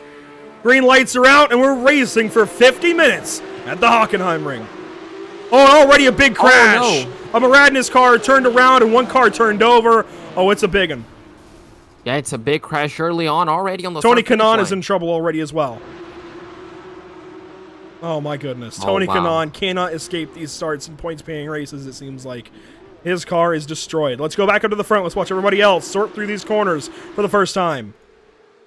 As you can see, everybody battling. As you can see, it looks like Andrea already lost the lead, but eager to get it back. As you can see, a few drivers already made a moves. You can see going side by side into the back straight away. Who's going to come out on top on the braking zone? As you can see, a few drivers going defensive, trying to defend Andrea, nearly getting to the back of, looks like that's Miranda. And, well, everybody makes it safely, looks like, through the hairpin. No, one car spinning around, and that's Justin just... Sang. Yeah, but the rest of the field makes it safely through. That's Justin Sang with the spin. Victor Miranda, your leader. Andre Melcher's second. Oh, there's a challenge there. Oh. Ludicky gets into Romagnolo. Oh, no. So, two extra drivers having trouble. Looks like Romagnolo just spun around, not too much damage. Definitely going to hurt his race, though. That was a big lunge from Ludicky. And that will be one that gets looked back at, certainly. Rather unfortunately. That's one that makes you wonder if maybe Nick Ludicky's race is going to be all for naught, because that's, unfortunately, lap one, when you have that kind of incident, that's probably going to get processed. Yeah, definitely the steward is going to have to take a look at that. But with that, Andrew, the first of 17, 18 laps is completed. And as you can see, even more battles. You can see Romagnolo looks like trying to make his way back on the final corner, just made a position. Right now, you can see now officially the ticker. And, well, that's the first lap done. 24th for Romagnolo after one lap.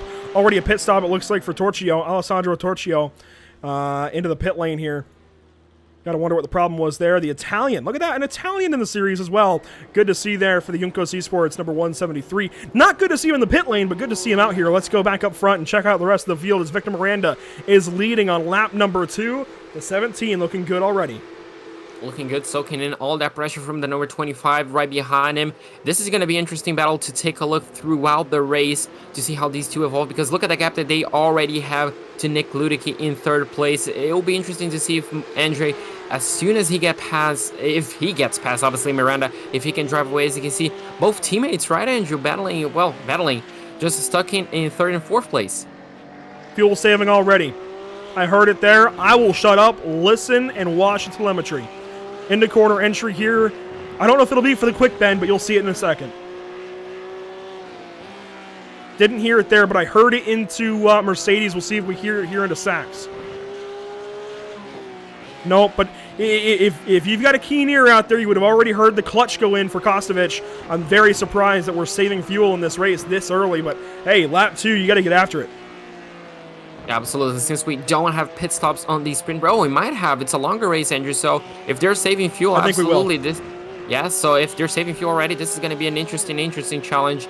And, well, we saw plenty of different strategies like that. So this could explain why Andre is kind of holding back if he can save. Good save out of Nick. Watch the RPMs here. Watch the RPMs. There you go. Let's see. The 8,000 dropping a little bit. Yeah, not too much. I guess we'll just have to wait for him to get back around to the same corner and see if anything changed. It may have also just been a slip of his foot over onto the clutch. Who knows? But Clutch definitely went into Mercedes, and we'll see how this race goes for him. Pro-Am leader now. Just a few laps in. Godoy, I think. Paulo Godoy there on the 993 for Real Drive. Good to see a Pro-Am driver doing so well already off the start of this race. He did get by Lawrence Zavadil for the lead, who now is just 2 spots back and just behind Matthew Dench there. I'm going to struggle with Lawrence's last name, I think, the entire series. I really am. Oh, absolutely. Me too. Obviously, a few of these names are out of our reach, Andrew. Obviously, I can mention the Brazilian names are quite familiar to me, but some of these names, unfortunately, we're going to struggle. But I'm pretty sure they're going to take it on the sporty way. They're going to take it on a fun way. But yeah, Matthew Dench, as you mentioned, on kind of a Pro-Am sandwich right now. Hopefully he can get past Godoy just ahead of him and hopefully challenge for the top 5, maybe even further ahead. But, well, it's just going to be just the first few laps of the race. Still plenty of racing to go, and the Pro-Ams are looking really, really strong early on in the race. This is a fun view. Looking at them exit Sachs and work towards Sud Curve. A lot of fun to just watch cars snake around here at the Hockenheimring. Victor Miranda continues to lead. 3 laps now in the books of 31, and he goes even faster. Kostovic now quicker. Kostovic looks like they're trying to close in the gap to the top 2. Still 1.3 seconds, Kostovic behind Andre, so still maybe just a tiny little bit away from that slipstream range, trying to close in. And as soon as they get into that slipstream range, Andrew, I'm pretty sure they're going to be well into the lead battle, but currently it's all down to the number 17 and the number 25. Let's take a look further deep in the field. This is 28th and 29th, Reed Gibson and Justin Sang, who had that spin in the hairpin on lap 1. He is regrouping. He's in 29th ahead of Nick Peterson and chasing Reed Gibson. They're both chasing Paul Richabanet, if they can get there. Richabanet? I'm not sure. John Sedlak is 26th. Tony Kanaan, though, is the driver I want to take a look at for obvious reasons. In 31st after that lap 1 melee, trying to work his way through the field. And obviously, it's Tony Kanaan. We want to watch Tony Kanaan and see how he does in this race. But also, I want to see how a pro racing driver specifically gets through this field and if he's able to drive back through and find success trying to go against these virtual guys. Oh, absolutely. Obviously, real experience is really going to pay off for him.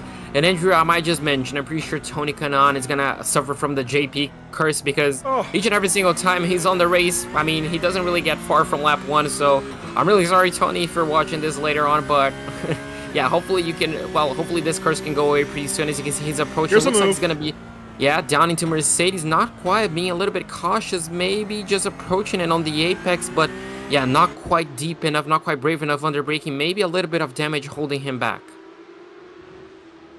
We'll revisit that later on in the race for the full-time esports number 48 car.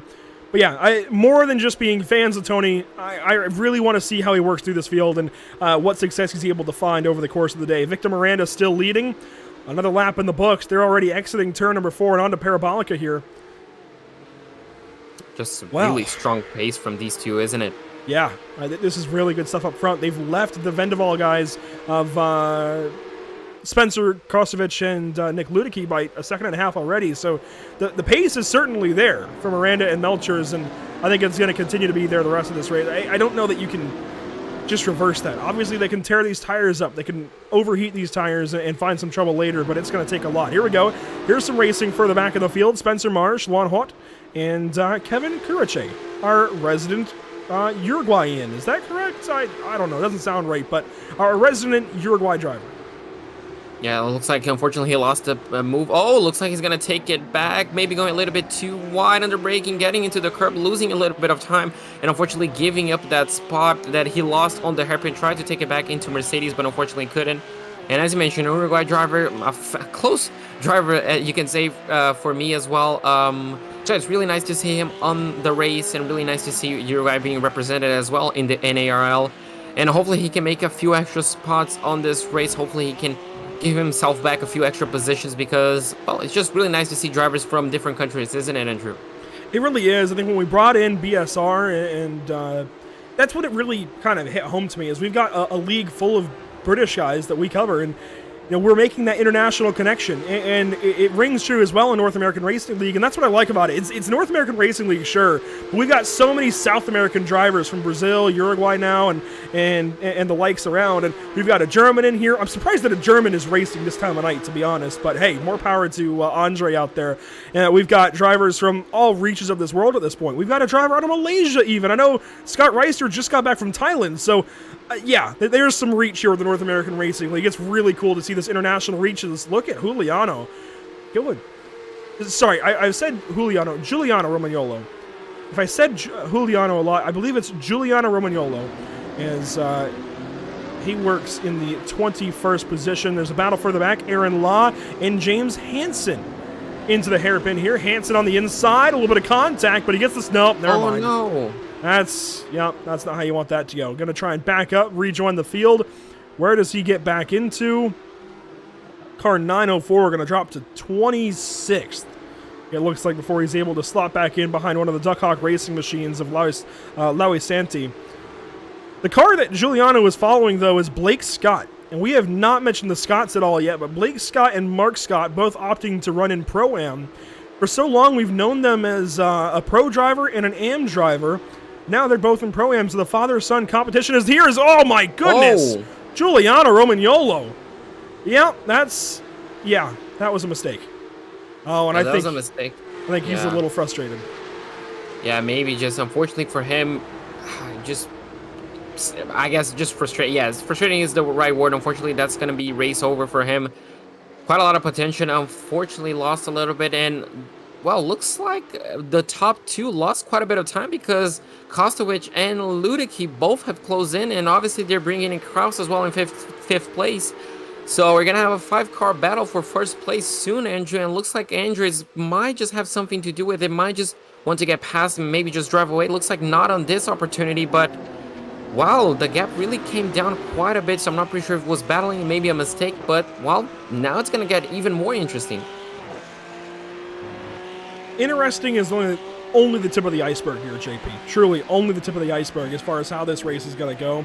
A big shout out to Emerson Arden holding things down on social media. We've got a lot going on Facebook, Instagram, Twitter, as we mentioned earlier. We invite you to join in on the conversation using hashtag PitStopTV and hashtag NARL. Emerson holding the fort down over there. A fantastic job already. As we work lap 7 of 31 here in our Pro-Am race, on board with race leader Victor Miranda. And this group is 5 cars strong. It goes back to a very quiet driver in 5th place we've not talked much about, Luke Kraus, out of Canada. Looking pretty solid so far. One of the other pro drivers, the top 8 are all pro drivers, but Luke Kraus racing for Fiercely Forward. That's not one of the big names, right? That's not Victor Miranda with Energy Sim Sport. That's not Andre Melchers with Roman Grosjean Esports. That's not Spencer Kostovich or Nick Ludicky with Vendaval. This is a different team name. I've never heard of Fiercely Forward, but I like what he's doing so far. I've heard this name before. I can't really put it in where I've heard it, but well, it's really nice to see that team being represented by the number 34. Obviously doing a fantastic race, as you mentioned. 5th place on the grid this strong is definitely something to take back home because he's doing a fantastic job. And well, we might see him move up a few extra spots as he can get closer and closer to the top 4. And well, with 37 minutes to go, and there's still plenty of racing to go, and well, a lot can still change, but so far it's a fantastic race for him. Joining in with this group here, I think, is certainly rarefied air. To be up here with Victor Miranda already in this race, and Andre Melchers, and of course the 2 Vendaval cars that are following. And to see Nick Ludicky back in a series on Pit Stop TV is good, and to see him succeeding right now, but also having a challenge is good. If you recall back to the Pacific Sim Racing Porsche Cup season that we had, yeah, it was all Nick Ludicky. He's certainly got a knack for these cars, but to see him with this challenge is big. He certainly is a step above some of those guys. No disrespect meant. It's just a matter of how good Nick Ludicky is in these cars. To see him challenged, to see him have to fight for this is really cool. Yeah, absolutely. Obviously, bringing in new challenge for him, new names, different teams. Obviously, it's a brand new challenge. And obviously, as you mentioned, on Pacific Sim Motorsport, he was the name. And right now, he's one of the names. 4th place, still very strong. And, well, there's still plenty of race to happen. And he might just be saving fuel, Andrew. He might just be saving his equipment for later on in the race. So we might see plenty more of the number 16 throughout the race. Let's take a look further back in the top 10. Another driver we want to highlight. We talked about him in practice and qualifying, Brady Lubenow in 10th, and he is all over our Pro-Am leader. Now, Lubenow's a pro driver. He's in that pro category. You can see the blue number plate there on your screen. But to see him in the top 10 is big, and this is clearly a really, really tough group of drivers. iRating doesn't mean everything. These guys are grouped by iRating, sure, that's how we form the classes, but Paulo Godoy? Teach me here. Paulo Godoy? Yes, Paulo Godoy. Godoy, got you. So Paulo Godoy clearly is a good race car driver here on the iRacing.com sim, and maybe Hockenheimring is just his thing.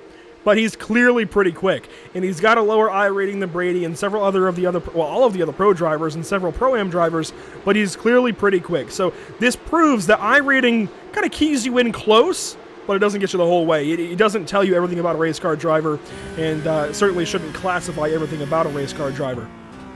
Oh, absolutely not. iRacing, obviously, at the end of the day, is just a number. Obviously, we all want that to be over 10,000, but realistically, it's really, really difficult. But yeah, sometimes you just have bad weeks and your rating is going to drop a whole lot, but you can still fight with some of those big guys. So it's just, at the end of the day, Andrew, it's just a number, isn't it? It's not really going to tell the whole story, just your on-race pace, the car, the track you choose to race.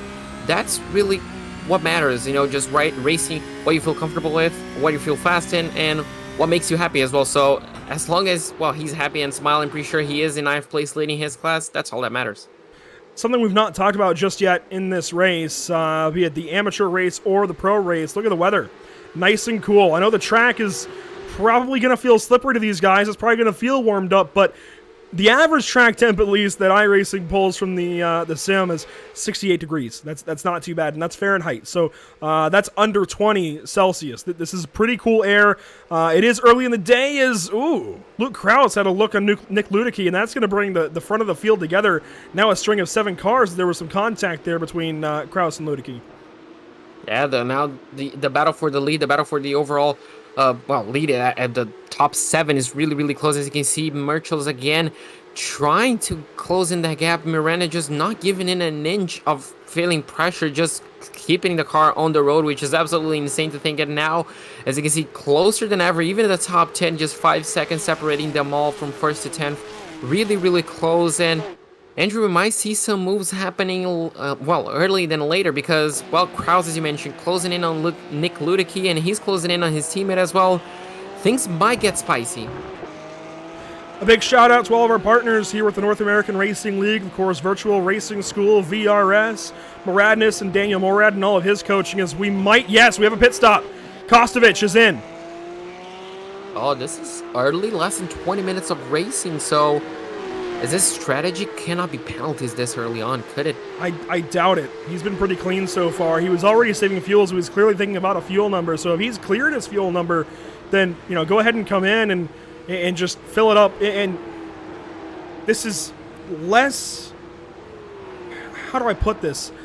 It's less likely that you overfill the car if you come in early. Right? You can only fill it up so much because there is a fuel limit in this series. So you can only go to a certain limit. So if you get to where you are good, you're not going to feel like you have to overfill for safety. And you can see 26 seconds flat in the lane. That's 10.22 seconds in the pit box. So keep that number in mind. 26 in pit lane, 10.22 seconds in the pit box. As we see more pit stops, we're going to have to revisit that number a little bit. A battle further ahead, Spencer Marsh on the inside in a Pacific Sim Motorsport car, going on by Luen in the 270. Yeah, it looks like that move was done into the hairpin and might just be settled, but maybe into Mercedes we might see the driver trying to take that position back. No, not quite. So this is the part of the racetrack where it's kind of really difficult to get past. You only really do it if the mistake happens in front of you, but you really need to keep it close. As you can see, Luan from Brazil trying to get the position back kind of bit, just 1-2 tenths away, maybe into Sachs corner. As you can see, Mobile 1 now really difficult, really easy to cut and extend on the gravel. Yeah, not close enough to make a move, but definitely will try to get the position back. No more pit stops from the front of the field. Nito Nascimento now will take over the 5th position. We talked a little bit about Nito right at the end of qualifying, going up to the top of the board. He did not get many laps in, so to see Nascimento go that high with very few laps in comparison. I think one less lap in comparison to the rest of these guys. That is tire temperature that you're losing. So to lose that tire temperature and still go quick, that's pretty big. Yeah, absolutely. As I mentioned, he's one of the big names in Brazilian sim motorsport, actually. So it's really good to see him that far up the road. Obviously, haven't had the opportunity to talk to him personally, but I know he's one of the strongest guys. So seeing him in 5th place and approaching the front group is really nice to see. Obviously, being Brazilian as well, just nice to see as well. And obviously, Andrew, you mentioned something on the pit lane. You don't overfill, but obviously the drawback of pitting this early is you're gonna have a heavier car throughout the race, and if you come out on traffic, that could really hurt your strategy. I'm glad I wasn't talking there. You heard the clutch as Ludicky lunges again. It's the same thing that happened between he and Romagnolo there on lap 1. He's got to be careful. Ludicky's a great driver, but just after that contact, right, you gotta wince a little bit when you see that, as now Luke Krause might take a shot here into Sachs corner. You never know. But the Vendaval driver giving himself up a little bit. This could be interesting, actually, to Sachs. Does Ludicky maybe pit here? A little bit compromised now, gave a couple of tenths up. Does he maybe go ahead and think about pitting? His teammates already been in. Go ahead and get it out of the way as we hit 20 minutes to go. Obviously, with 20 minutes run, 30 minutes to go, my bad. Yeah, looks like not quite. Obviously, with his teammate pitting, he's going to have a perfect insight on how the car is behaving on heavier fuel, how the track, so where they might come out similarly to one another. We have, looks like, another car coming into the pit lane.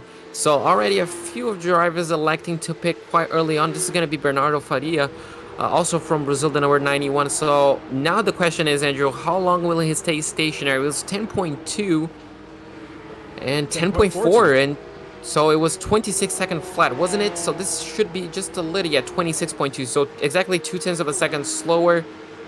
So yeah, that's the time we're kind of looking forward to for some of these drivers. But as you can see, just the gap. Kostowicz is just a little bit up the road. Faria, oh, that was aggressive. Yeah, he's going to be losing on the exit, though. That was really aggressive, and that's why you got to be careful about that kind of thing. Into a heavy braking zone, leading into a heavy throttle zone. You got to be very, very careful about that. Kostowicz is up the road a little ways. You can see the difference there. As oh, that was actually, so Bernardo did that to John Sedlak there of JS Consulting. That's interesting then. And Sedlak now doing some battle here into the hairpin, back to the inside of Faria, and we'll try and take that spot away. And they will stay side by side.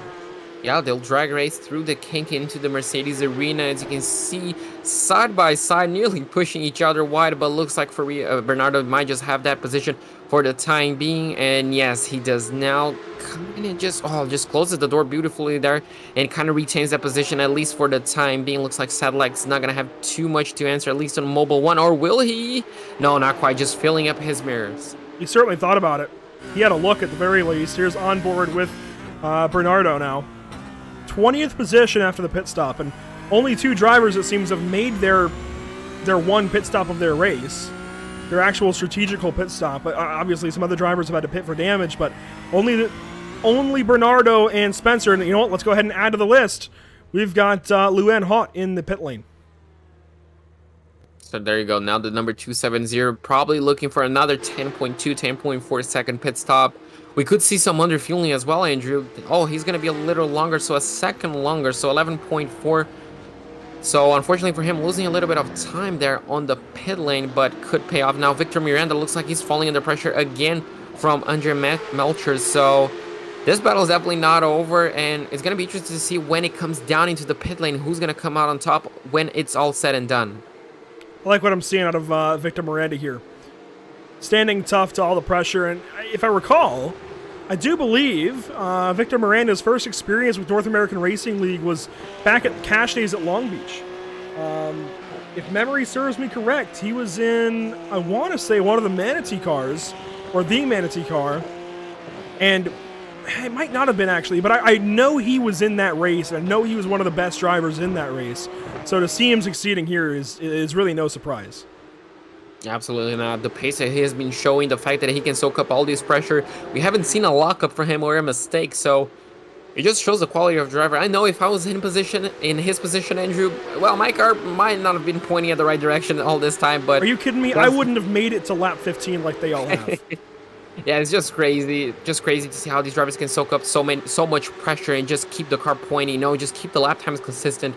It's just crazy to think, and while they're doing a fantastic job, even with the number 25, as you can see just how close they get under braking zone, there might have been a bit of fuel saving as well from the number 17, allowing everybody to come really close. Yeah, it's absolutely a possibility here. Andre's going to have a look, I think, for the hairpin, or is he? Yes, he's going to have a look. Oh. Victor's going to cover that up, a block down to the far inside of the corner. Wow, that was close. Andre now around the outside of the hairpin. Here we go. This is for the race lead. Andre gets compromised. Ludicky had a look, and they all get back in line just like that.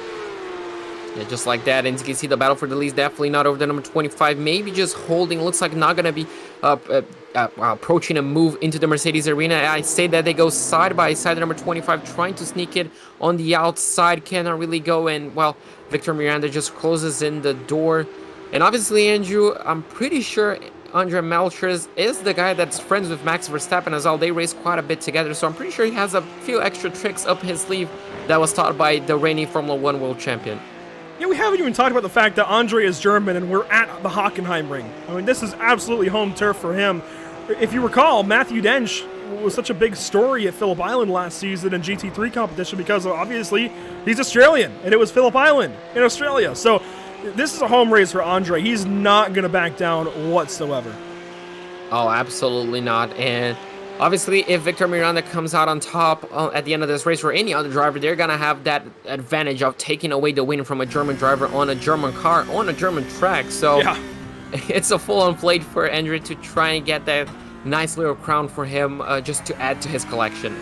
Spencer Kostovich is getting caught up in some competition here, racing with Blake Scott. And now Blake Scott, it looks like he's in the pit lane, but they definitely were going after it for a moment at the very least, and we'll see how this pit stop goes here for Blake. Yeah, we're just going to have to keep an eye out for the timing. As again, the fastest one we had standing was a 10.2 still, so still someone yet to beat. Obviously, we don't have a few of those Brazilian drivers, Andrew, that kind of like to underfill quite a bit of the car, and it looks like Blake is going to have a 10, 11, 12.5 second stop, so quite conservative, maybe taking a little bit extra fuel to just push till the end of the race, and looks like he's going to be rejoining just outside the top 20, looks like. Yeah, he rejoins. Let's see, Blake is now 25th position, so some other cars pitting there. We'll go back up to the front, though. This is going to be big. Yeah, look at that train of cars, Andrew. 1, 2, 3, 4, 5, 6 cars. 4 really close, 2 kind of just a few tenths of a second away. And this is just going to keep going at it. It's just incredible how much pressure these guys can soak. And I do wonder, could Victor Miranda just back away Andre just a little bit into Nick Ludicky to see if Nick could maybe mount a challenge for him? That could definitely be a strategy, but it's definitely very risky. We've seen that nearly work, whether it's intentional or not. We've seen it nearly work already in this race, where they got stacked up and started to race, and Andre was almost compromised out of the hairpin, if you recall, a few laps ago, and Ludicky certainly had a look. Kraus had a look at Ludicky, so yeah, I think these guys can certainly get racing like that. I think that's pretty well within the realm of imagination. Absolutely. Obviously, with that comes risk. Obviously, if you just back away and you make a small mistake, you're going to be losing the position, so it's kind of difficult to be in that position, and well, you're just gonna have to see what the strategy is gonna be for the number 17 too, because shaking away the number 25, the number 16, the number 34, and the number 75 definitely doesn't seem to be working, because it's so similar on pace and just so difficult, especially with such a big straightaway. As you can see, yet another car down into the pit lane. That's Scott Reiser, 11.2 second stop. That's definitely faster than Blake Scott. No. That is... oh, well, yeah, sorry. To Blake Scott, yes. I thought for a second my brain went right back to Spencer Kostovich. Kostovich is our control, it seems, in this nice little experiment here at Hockenheimring. Still 10.22 for that pit lane. That's a quick pit stop. And, oh, that car lurched on that shift. And he's now chasing Samsoid of all people. Samsoid is a great driver. And the fact that David Sampson is sorted into 15th position right now, I think that's a testament to the quality of driver in this series, certainly. The average I rating among both classes here today is 4,010. Yeah, that's a little bit high. My I rating, for reference, is about 1,400, 1,500. Yeah. Yeah, my I rating currently, when I stopped driving, was around 2,700. My peak was 4,200, but yeah, unfortunately, JP unfortunately hung up his boots for the time being. Cannot really go back to that old form. But yeah, I'm pretty sure, Andrew, if I was in this field, you'd probably see me around in the 20th, 15th spot, I dare say. I think Fabio Zamperlini just went wide at turn 1. The car is still intact, and here we go. A pit stop out of Samsoid, it looks like. Yes. A pit stop for David Sampson. Of course, one of our beloved streamers here at the North American Racing League. Going to come in, get pit service. And where is he going to sort out? As we've got a pass for the race lead. Here we go. Yes. Victor had the inside line into the hairpin. He's going to have the inside line for the King, but the outside line for Mercedes. This is just a drag race between those two. As you can see, the gap coming down looks like Andrea got a better run. They're going to go side by side. Victor forcing Andrea wide. Andrea's going to have the inside line for Mercedes. Victor's going to try to get that cutback line, but looks like not going to be close enough. So the number 25 finally takes the lead after nearly half an hour of racing. Now the question is, can he drive away? Can the number 17 stick with him? Wow, now a lot of stories are going to come in, Andrew, and I'm pretty sure the pit window is closing in a lot, so I'm excited for the next 20 minutes. Yeah, our first pit stop was about 13 minutes ago.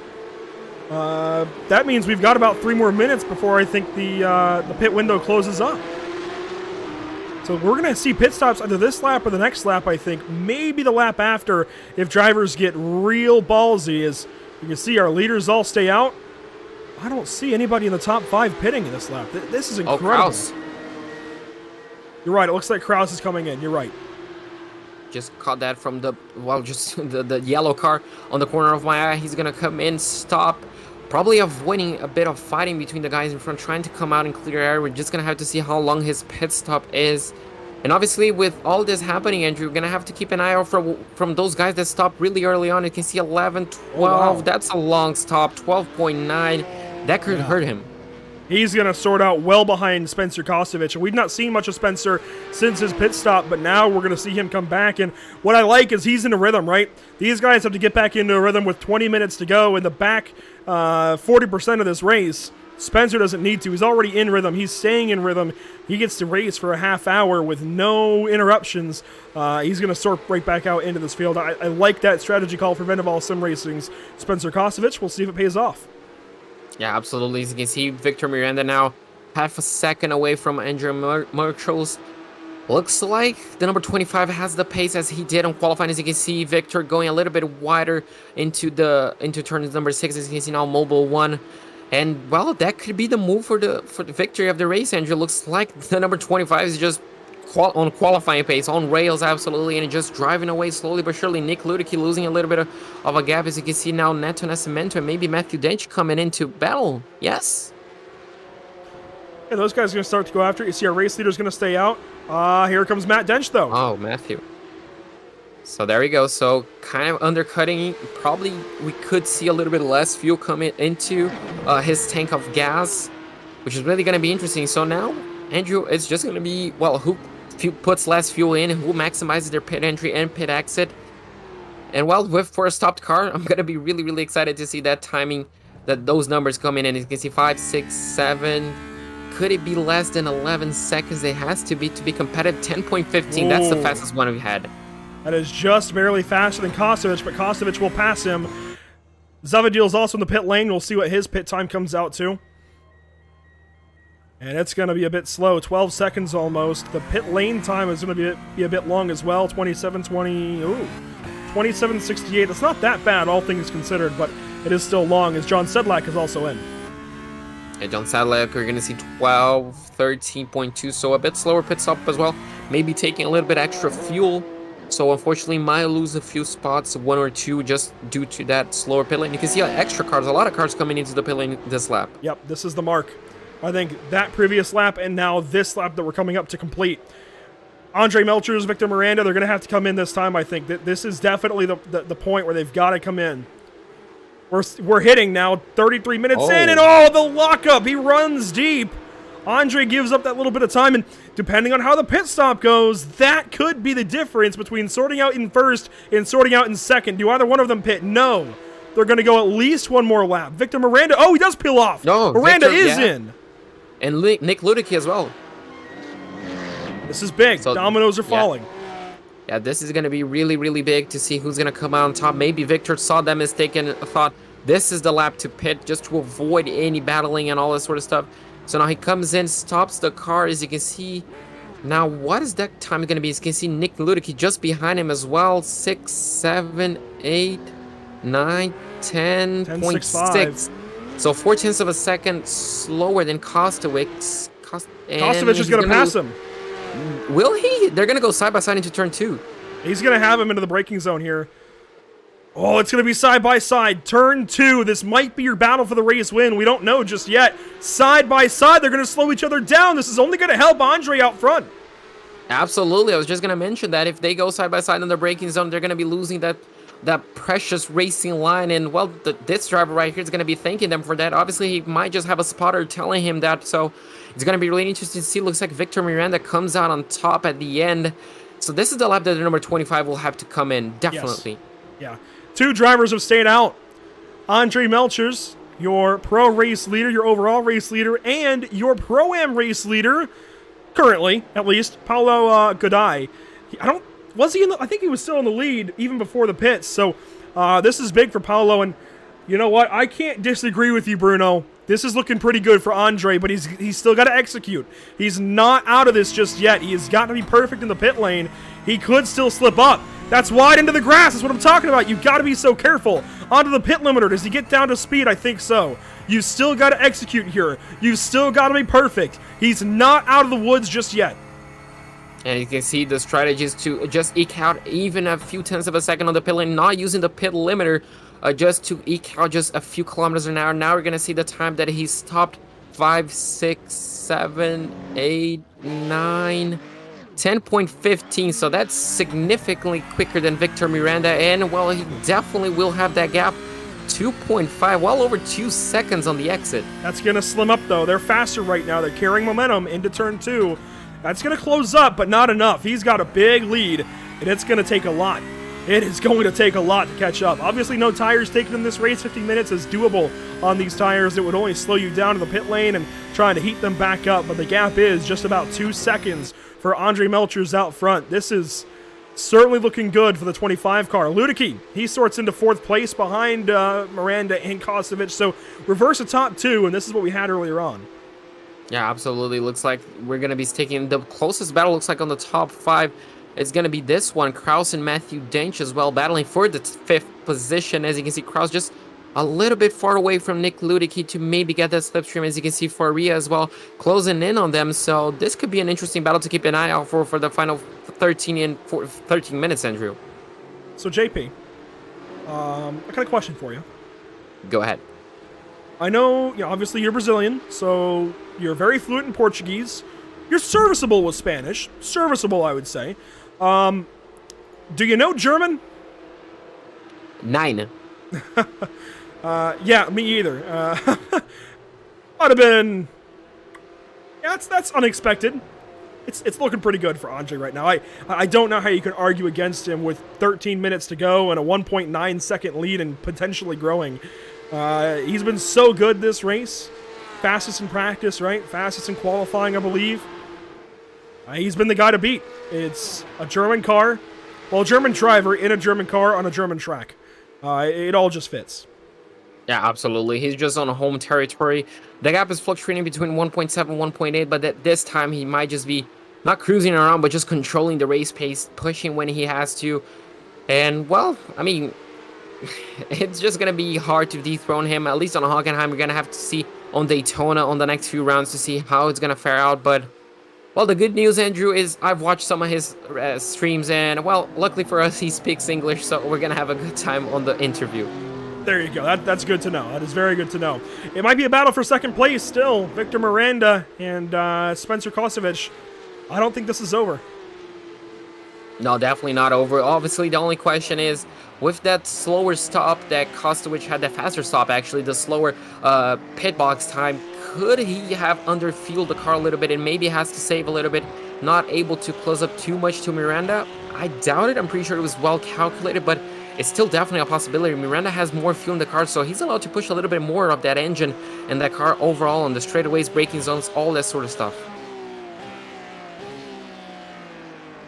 You know, I don't have answers for you, unfortunately. I'm not an oracle, and This is where we're often, we can't do a whole lot. The front of the field is a bit spread out, so there goes our play-by-play, and we just don't know what's going to happen. It's up to the drivers and managing tires and getting the most out of their cars at this point in the race. So, really, there's only so much that we can theorize about at this point. It's a lot of fun to speculate and guess, but at the end of the day, we just got to sit back and find out. Which gives us an opportunity, at the very least, to check out a little more of the field here, JP, as we're still on board with Spencer Kostovich. We're going to look around the field, and let's go back to the last running car as M. Taki and Giuliano Romagnolo are out of the race. Blaine Sparling back here in the 35th position for Scuderia Chicken House. Angel Pixie on the side of that car as well, it seems like, and a bit of a lockup there in Mercedes, but the 159 out of California, he's gone a lot further in this race than I would have. Yeah, probably me too. With all that pressure, my car was probably going to be similar to Sebastian Vettel in the 2018, probably just stuck on the tire barrier at one point. But yeah, doing great. Obviously, the race didn't go his way, but still persevering, which is really good to see. As you can see, Curtis Jones also not having the best of race, but still persevering, which is really good to see, Andrew. Some of these drivers, even without the best of lucks, just keep on going and keep on battling throughout the racetrack. Just, it's a positive thing to see. It really is. And another one of the PSM drivers. And Mikel Rudebush kind of pioneered the PSM experience here, if you will, in the North American Racing League last season in GT3 racing. But he was the lone driver for Pacific Sim Motorsport, so to see more of them is good. Here's Aaron Law in 33rd, up 3 spots from the start of the race. That's always good. To be positive at the very least is always good. You can always look back on it as a success, even if it's not quite what you want. And here's Nicholas Michael in the 812, and that is the Morad car that I think we saw have problems off the start. That would certainly fit the bill, unfortunately. Let's look at Alessandro Torchio for Juncos Esports. I see Elite Performance Industries on the side of that car. I see a number 173. And I will say, I do like that paint scheme. I really do. Something about it, again, it's one of those simple ones that it's just kind of pleasant to look at. James Hansen ahead. He's for Pacific Sim Motorsport. He is in the 30th position here, JP, and is the first car in the top 30, obviously. Yeah, it started 28th place, now currently 30, so unfortunately lost 2 places. He was as high as 21st at one point in time, so kind of losing maybe just a few mistakes here and there, just kind of, just obviously first race of the season, still plenty to learn, plenty to improve. Brian DeFries as well, starting 29th, currently 29th, so he's holding position for the time being. They're probably going to engage in a battle maybe in the next few laps if James Hansen can't close up to that gap. Moving ahead into 21st place, that's Nick Peterson on that bright yellow Porsche. Kind of reminds me of one of those older Porsches, and it looks like he's engaging in a battle for 27 with the driver ahead of him. That's going to be Lewis, Joshua Lewis as well in 27th place. So these two, well, are going to be engaging in a battle. The Chicken House livery car, well, this could be something to keep an eye out for, Andrew. It seems that Mark Scott missed the start of this race and is just connected to the session, so his name will actually not populate on our graphic, unfortunately, but he is here, so it's good to see him out there. Joshua Lewis, we were just looking at him. How about Justin Sang in the 25th spot? Started 19th, so a little bit negative. We saw his spin, though, in the hairpin on lap 1, so it's understandable to be a couple of positions back after that, especially so early in the race.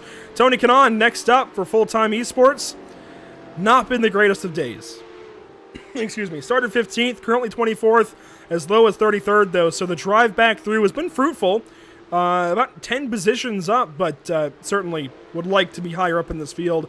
We'll see if we can get any more spots here in the final 7.5 minutes. Let's move up to Reed Gibson in the 143 in 23rd spot, looking pretty solid. A lot of these guys, we don't know a whole lot about them yet, JP. All we can really say is they're looking pretty good. They're keeping the car on the racetrack. They're keeping the car on the gray stuff, as some might say. And that is really the biggest thing. Yeah, absolutely. On the first few rounds, obviously, you just want to learn the car, obviously learn your competition as well, and just score points. As long as you finish the race, you're going to score points and gain experience, which is really very important. As you can see, Luis Santi looks like he's in 20th place defending as they're going to enter the back straightaway into the small kink of Parabolica. And, well, just, again, 25 in 20th place, just making up spots. You can see Blake Scott, unfortunately the only Scott racing machine who entered the race. He's starting 34th, Andrew, and he's currently 19th, so a fantastic race for him so far. and I'm pretty sure he's going to be happy with that result. And a clean car as well. That's always a big part of it. Just ahead of Blake Scott, you'll find Samsoid, David Sampson, in the 18th position, working out of the Mercedes corner here for turn number 8.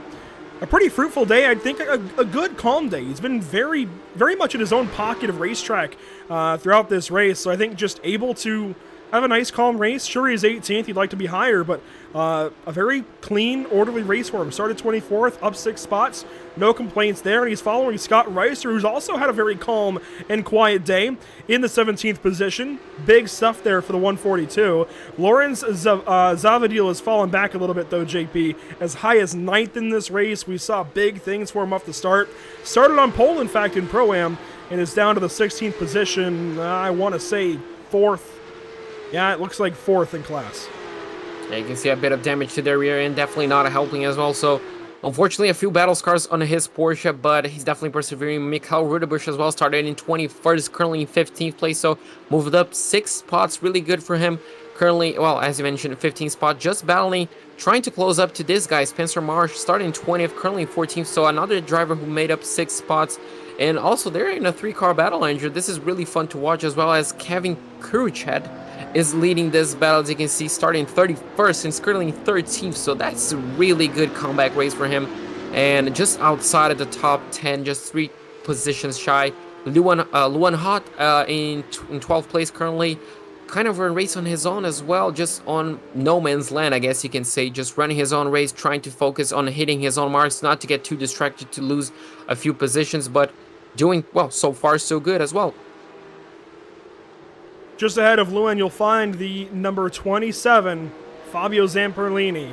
11th spot, started 9th, so he's down a couple of positions, but a really good day regardless. There's so much talent in this field. If you can come home in the top half of the field, I think that's a good day in and of itself. So certainly nothing to complain about for a lot of these drivers. If you're finishing this race, you're doing a good job. So big stuff here for Fabio Zamperlini in 11th, going to claim some pretty good points for the day.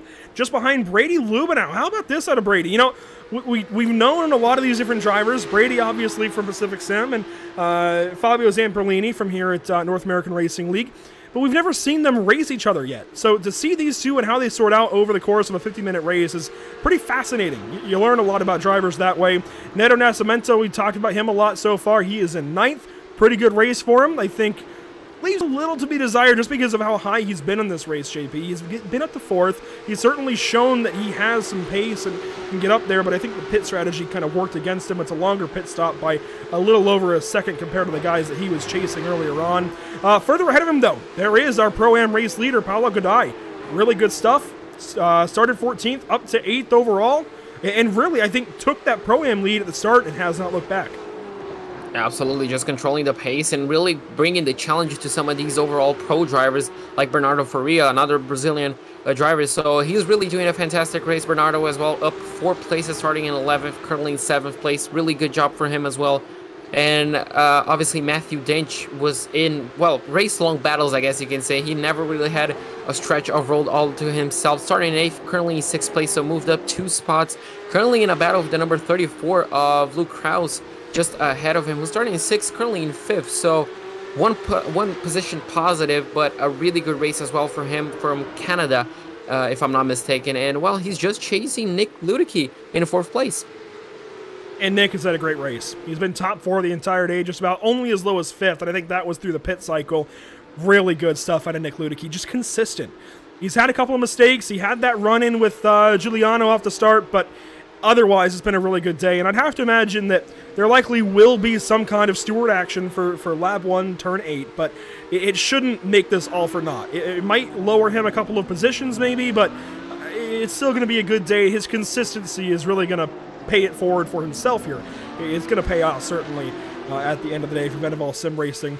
Up ahead, you find his teammate for Vendaval Sim Racing is Spencer Kostovich, looking very, very good in that number 18. He was the first out of the pit lane and kind of set the tone for the day. And that's hard to do, I think, in this kind of a race. So the fact that we've talked about him so much and he's had this large of an effect in this race is really big, and he's been chasing Victor Miranda for the last 20 minutes or so as Victor sits in 2nd. That leaves just our race leader ahead, as Victor a little wide there, but keeps the car on the racetrack, keeps it nice and clean, chasing our race leader, though, Andre Melchers. This has just been a really good day for him. Perfect pit strategy, challenge at the right times, took care of his car. Not much else you can say. Absolutely not. Just controlling the pace. Obviously, he lost the lead early on, even on lap 1, maybe down into turn 1 or 2. After that, maybe just saved a little bit of fuel, was learning how Victor drove, maybe just catching a few tips here and there to improve his personal lap time. And, well, since he took the lead on track, actually, just hasn't looked back. The gap was 1.8 as soon as he came out of the pits. Now it's 3 seconds, so just controlling the pace and even pulling away from the rest of the field. So a really good, a really strong pace for him, and kind of setting the tone for the rest of the season. Can anyone dethrone him? Obviously, Daytona is going to be a much different challenge, but with this bar set this high, Andrew, it's kind of hard to root against him. Yeah, I mean, yeah, like you say, he's on home turf, obviously. He's got that bit of an edge, I suppose, and certainly home field advantage, but he's currently clearly showing that he is the driver to beat in this series. He's just been so good this entire race. So good. And, yeah, I mean, it's going to be hard to bet against him for Daytona next week. Obviously, Daytona is going to be a completely different animal. You know, the draft battles are going to be big. I think we're going to learn a lot about these race cars as well for Charlotte. I think we're going to learn a little bit for Charlotte from Daytona just because of the drafting and the way they'll handle those chicanes. But it's going to be something entirely different next week from anything else we'll see all season long. It's going to shake things up. I don't know necessarily that Andre is going to go in there and win, but he's easily going to be the driver to watch for next week, along with a few guys like Victor Miranda, Spencer Kostovich, and the like. It's out of the Sud curve for the penultimate time. White flag is now out here at Hockenheimring. Actually, that's checkers. That's it. We're one lap shy here, so checkered flag is out. We already had the white flag presented by Whiplash Simcams. It is checkered flag, and Andre gets it done at Hockenheimring.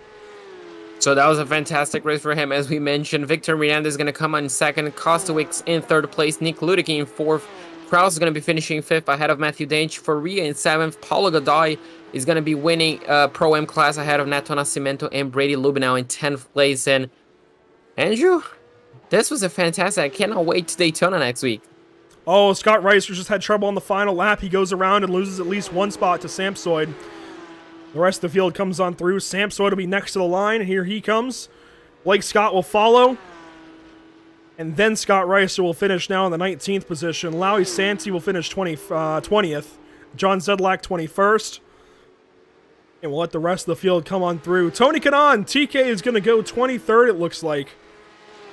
A really good run, all things considered, to be absolutely crashed out almost on the front stretch on the first lap. I'm not even sure if he drove away from that. I think he did, right? And then came in and pitted and got the damage fixed. It's been a stellar run for Tony to come back from this and finish in the 23rd position. And the others that did as well. Obviously, Tony was the one we could attach to, right, and follow his run back through the field. I know there were others that persevered, and seriously, congratulations to all of those guys for persevering through this race and sticking through it.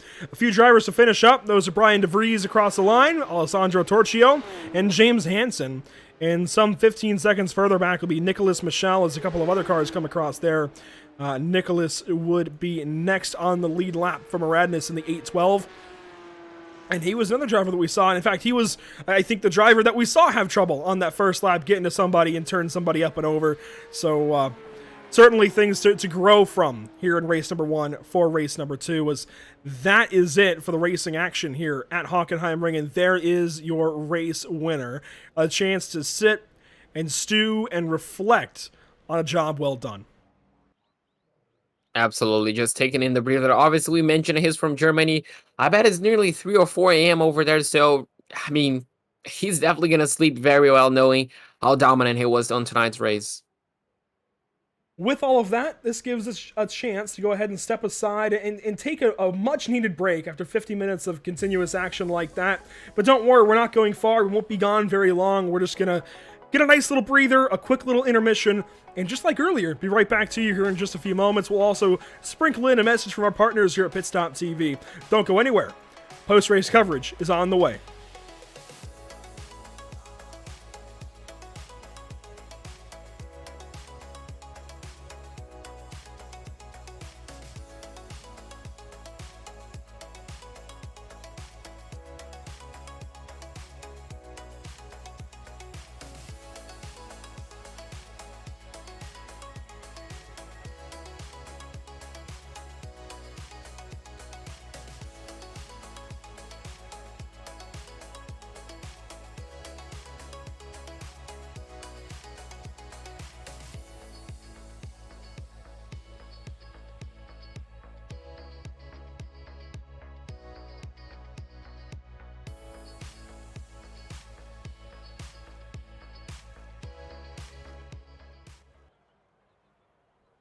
After months of quarantine, we're all interested in how we can become our best self. The team at Permanent Makeup and Cryo is here to help you get the flawless makeup look every day without the extra effort or time. When it comes to your appearance, you deserve the best care that money can buy.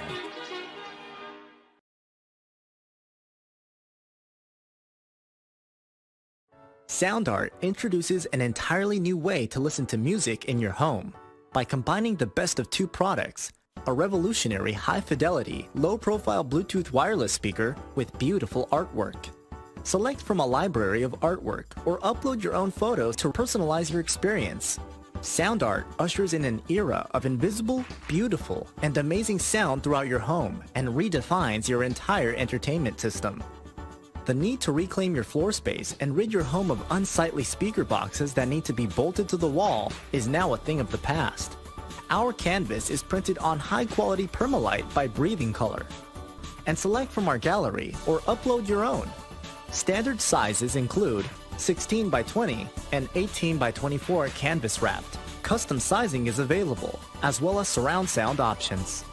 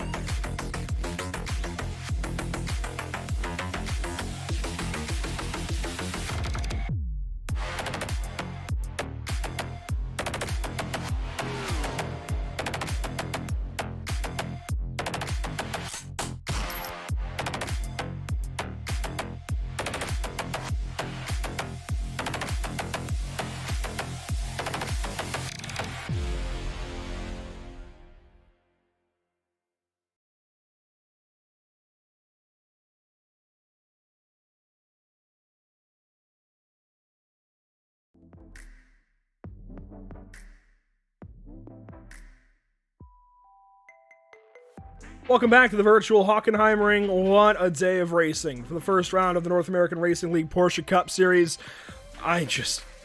Fantastic stuff. These cars, and this is what I talk about when I intro and talk about this fantastic platform and the fact that we're so lucky to witness racing with this fantastic new Porsche 992 technically, but this brand new 911 GT3 Cup car. It's just so good. It is so good. Puts on such great racing. It's the perfect, I think, spec car when you want to go fast. Obviously, you've got Spec Miata racing. I will always love Spec Miata racing, but if you want to go a bit faster, these Porsche 911s, they're pretty darn good. Well, enough of that, though. Let's get straight into it. Post-race coverage. Andre with the big win at Hockenheimring. And Andre, home race, home car, if you will. This is a race you should have won, and you did win. How'd you do it? We've got you.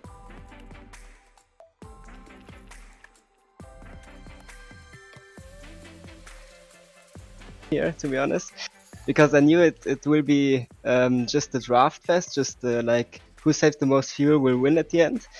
And yeah, thank God I got a bad start, so I had P2 all the time and could save enough. And yeah, that put me through the win.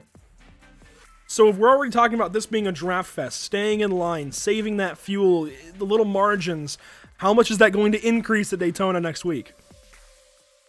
I would say even more than here on Hockenheim, because you have more and longer straight. So yeah, I think it will be even more fuel saving here, or in Daytona.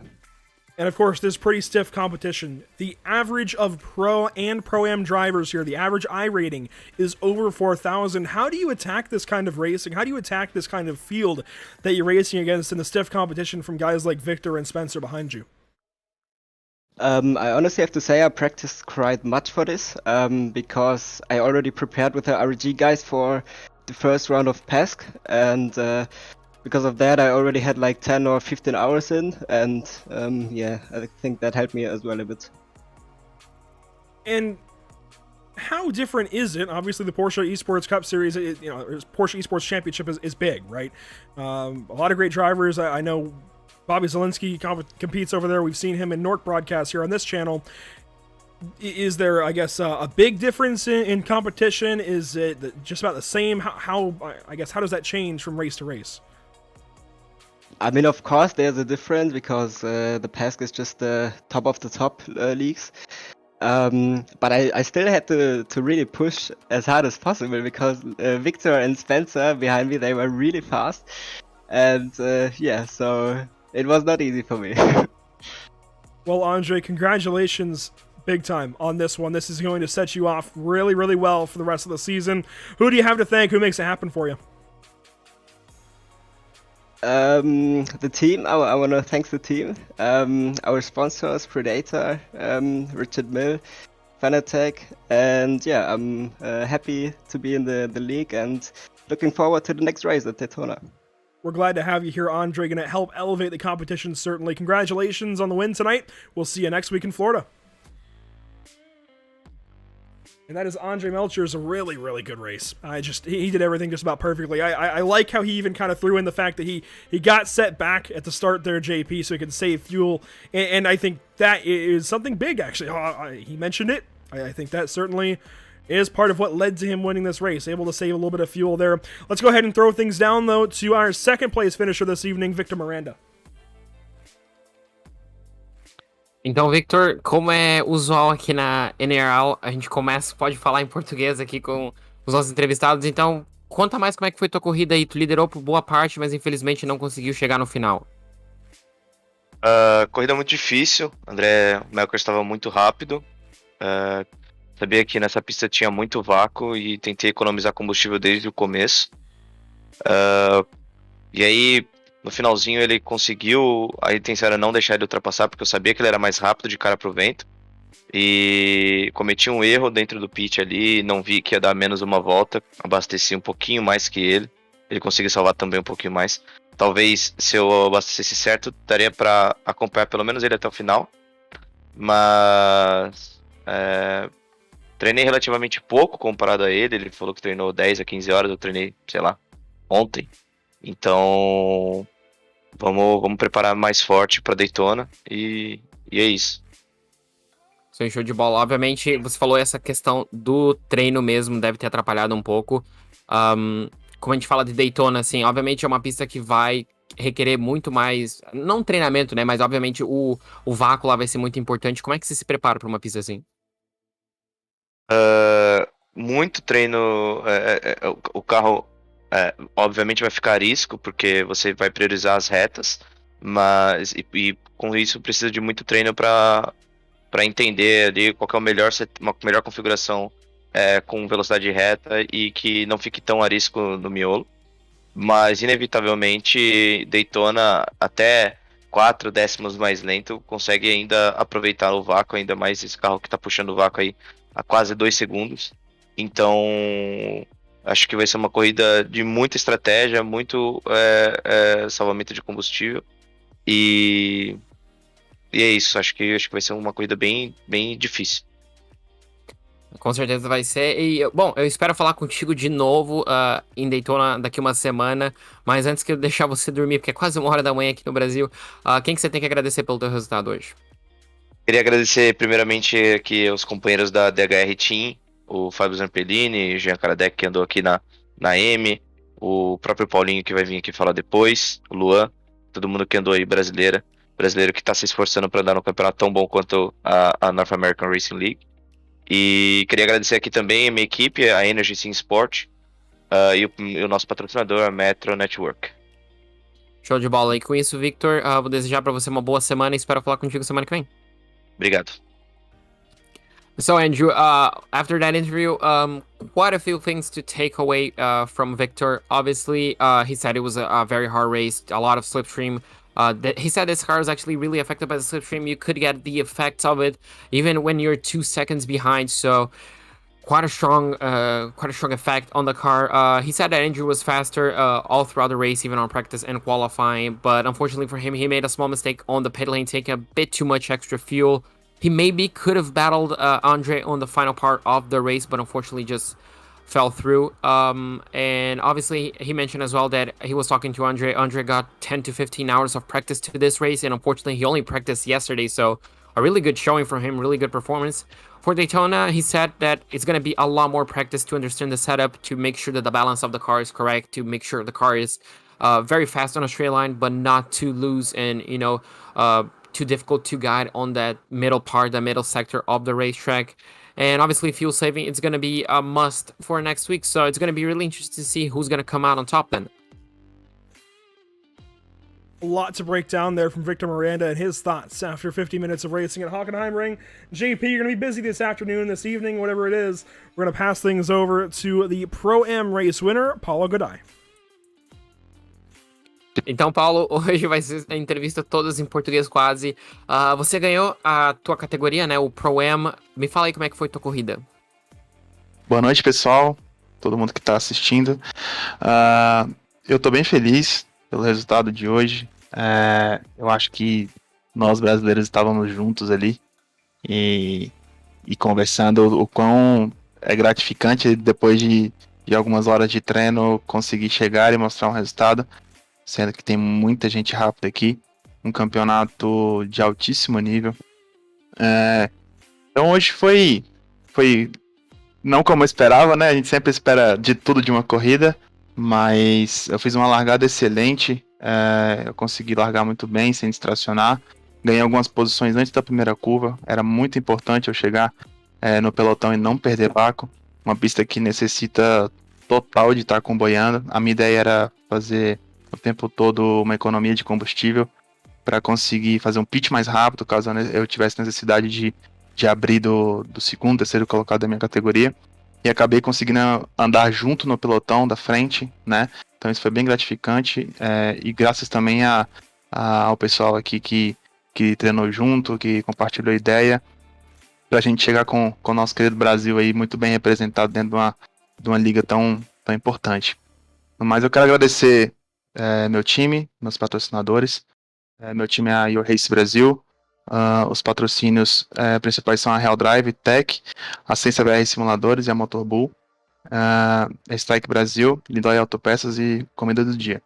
No mais, agradecer quem estava torcendo no chat, alguns amigos, alguns apoiadores, alguns colegas de equipe e também o pessoal aqui BR, como já tinha dito no começo da entrevista, Fábio Zampellini, o próprio Vitor Miranda, o Luan Hot, que fez uma dobradinha maravilhosa pro nosso time aí, e o João Karadec também, que também correu na M, a gente estava super na torcida por ele. Vamos chegar na próxima mais forte, mais treinado ainda, uma pista de mais vácuo ainda que aqui, então os carros mais colados do que nunca, mas com muito treino e dedicação a gente chega lá. Muito feliz e obrigado pela oportunidade e até a próxima. Show de bola, Paulo. Só mais uma pergunta, porque basicamente você resumiu tudo aí. Para Daytona, você disse muito vácuo. Como é que você se prepara com, obviamente, seus companheiros, com o resto dos brasileiros? Quão diferente é o treino de uma pista como Hockenheim?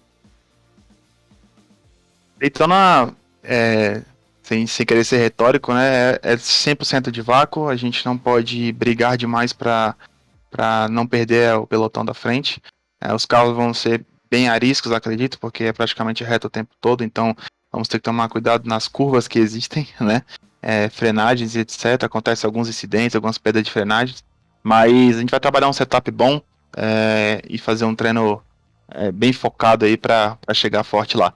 Mas Vaca é assim, tentar economizar, tentar fazer uma corrida safe, fazer um pitch mais rápido e depois do pitch aí a corrida realmente na verdade começa, né?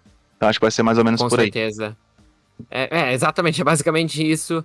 Mas ótimo falar contigo, feliz que você ganhou a categoria, feliz também que o Lua terminou em segundo, assim como o Victor Miranda. E espero falar contigo semana que vem também. Obrigado, João Paulo. Obrigado a todos que estão aqui na cabine, todo mundo que está assistindo. E até a próxima semana de Daytona a gente tá aí de novo, tentando representar o Brasil. Obrigado. Show de bola, até mais.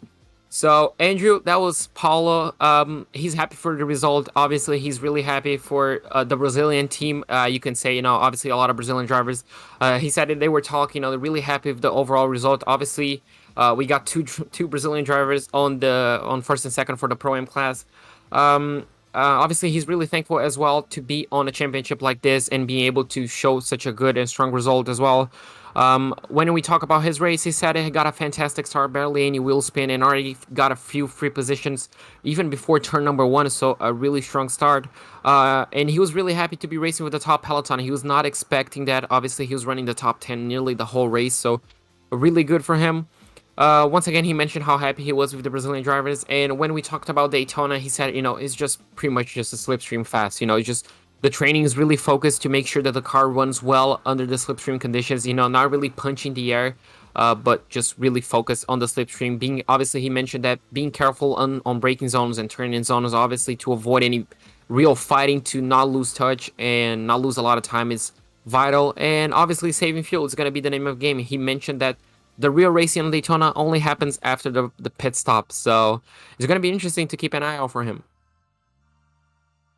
Well, JP, you're the VIP. You're not VIP, MVP rather, of these post-race interviews. I don't even have to do anything right here. I'm just going to pass things right back over to you with Loan. Let's go. Então, Luan, vamos falar contigo. Terceira entrevista hoje. Terceira de quarta, falando em português, o que realmente me deixa muito feliz ver todos os brasileiros. Me conta como é que foi tua corrida. Boa noite a todo mundo. Boa noite a todo mundo que ainda está assistindo a transmissão. Boa noite, pessoal aí da cabine. Good night, guys. Foi uma corrida bem interessante, eu não esperava esse resultado. É claro que eu e o Godoy, a gente veio treinando muito forte, a gente tentou otimizar ao máximo o nosso tempo, porque a gente não tem realmente muito tempo de estar treinando junto, mas sempre a gente está trocando ideia e compartilhando informações. E no final deu certo, nosso objetivo era realmente levar a U-Race para o pódio 2 vezes. Infelizmente o Bernardo Faria ele não teve um resultado que ele merecia, mas faz parte da corrida e isso acontece. E eu estou muito feliz na minha estreia em uma liga estrangeira, tá chegando aí no pódio na minha primeira corrida. Isso é bem animador, bem gratificante, e as únicas pessoas que fazem parte disso sempre estiveram do meu lado, sempre estiveram me apoiando, e isso é muito legal. Desde do meu começo eu tenho muitas pessoas legais do meu lado, e eu fico bem feliz por isso. Eu queria agradecer, eu acho que o Godoy já falou, os patrocinadores, mas eu queria reforçá-los, porque realmente sem eles a gente não estaria aqui. Queria agradecer a Royal Drive, a Ciência VR, a Motorbull, a Strike Brasil, Lindói Autopeças, Comida do Dia, Hop Produções, Cardoso Design, Fórmula 3D e Arcuri Consultoria, que fizeram isso acontecer. Agradecer a U-Race por me dar essa oportunidade de representar eles aqui e em outros campeonatos. Eu quero agradecer meus amigos que estavam assistindo aí a transmissão, e todo mundo que estava torcendo por mim, mesmo que não tenha assistido a transmissão inteira ou vá assistir depois. Eu quero agradecer todo mundo que me apoia. E é isso, quero agradecer a todos da U-Race e muito obrigado, Paulo Godoy, também, por fazer parte disso aí. E bora pra cima na próxima. Muito obrigado aí, João Paulo, pelo espaço também. Claro, com certeza. E, obviamente, rapidinho pra gente poder dormir, né? 1h10 da manhã já aqui no Brasil. Quais as expectativas pra semana que vem em Daytona? As expectativas são. Depois desse resultado, as expectativas aumentaram bastante. Claro que a gente tem que seguir com o pé no chão, né? Porque o nível é extremamente alto. O pessoal aqui realmente faz, faz tudo ficar difícil e é isso que a gente procura em uma liga. E a gente vai para cima, a gente vai melhorar o nosso setup, com certeza a gente vai estudar mais sobre o carro, estudar mais sobre todos os comportamentos, treinar bastante, que é importante, e as expectativas são mais altas agora, pelo menos repetir a dose é o que a gente vai buscar, e eu espero poder estar aqui semana que vem de novo junto com o Paulo falando sobre a corrida. As expectativas são essas. Eu quero. Absolutamente, Lua. Eu também tô esperando bastante semana que vem. Tomara que a gente consiga conversar de novo. Tomara. Mas dito isso, obviamente, meus parabéns pela corrida, meus parabéns pelo resultado. Obrigado. E boa noite. Espero falar contigo semana que vem. Boa noite todo mundo. Good night, guys. Thank you for that. That's it. Obrigado, Lua. And well, Andrew, a very, very happy driver tonight. Very, very happy. I mean, pretty much everybody was happy to not only take part, but also finish this race. Obviously, he was very happy with the race. He thought it was he didn't really think he had the pace. He didn't really expect the result that he got. But, he was really happy with it. He did a lot of practice with his teammate. He shared a lot of information. Obviously, he was a little bit sad that his teammate Bernardo couldn't really get, to round off the podium, didn't get the result that he maybe deserved. But he was really happy for the podium on his first race for NARL. When I asked about Daytona, he's had a lot of practice due to just the high level of NARL, the Pro-Am field, just such a high level. And that's exactly what they like, to prove themselves as drivers. And, well, they're just going to be improving the setup as a team, improving the car, studying the car, all that sort of stuff. And with this result, he said that, well, the expectations are very high, so we could expect to see more of him next week.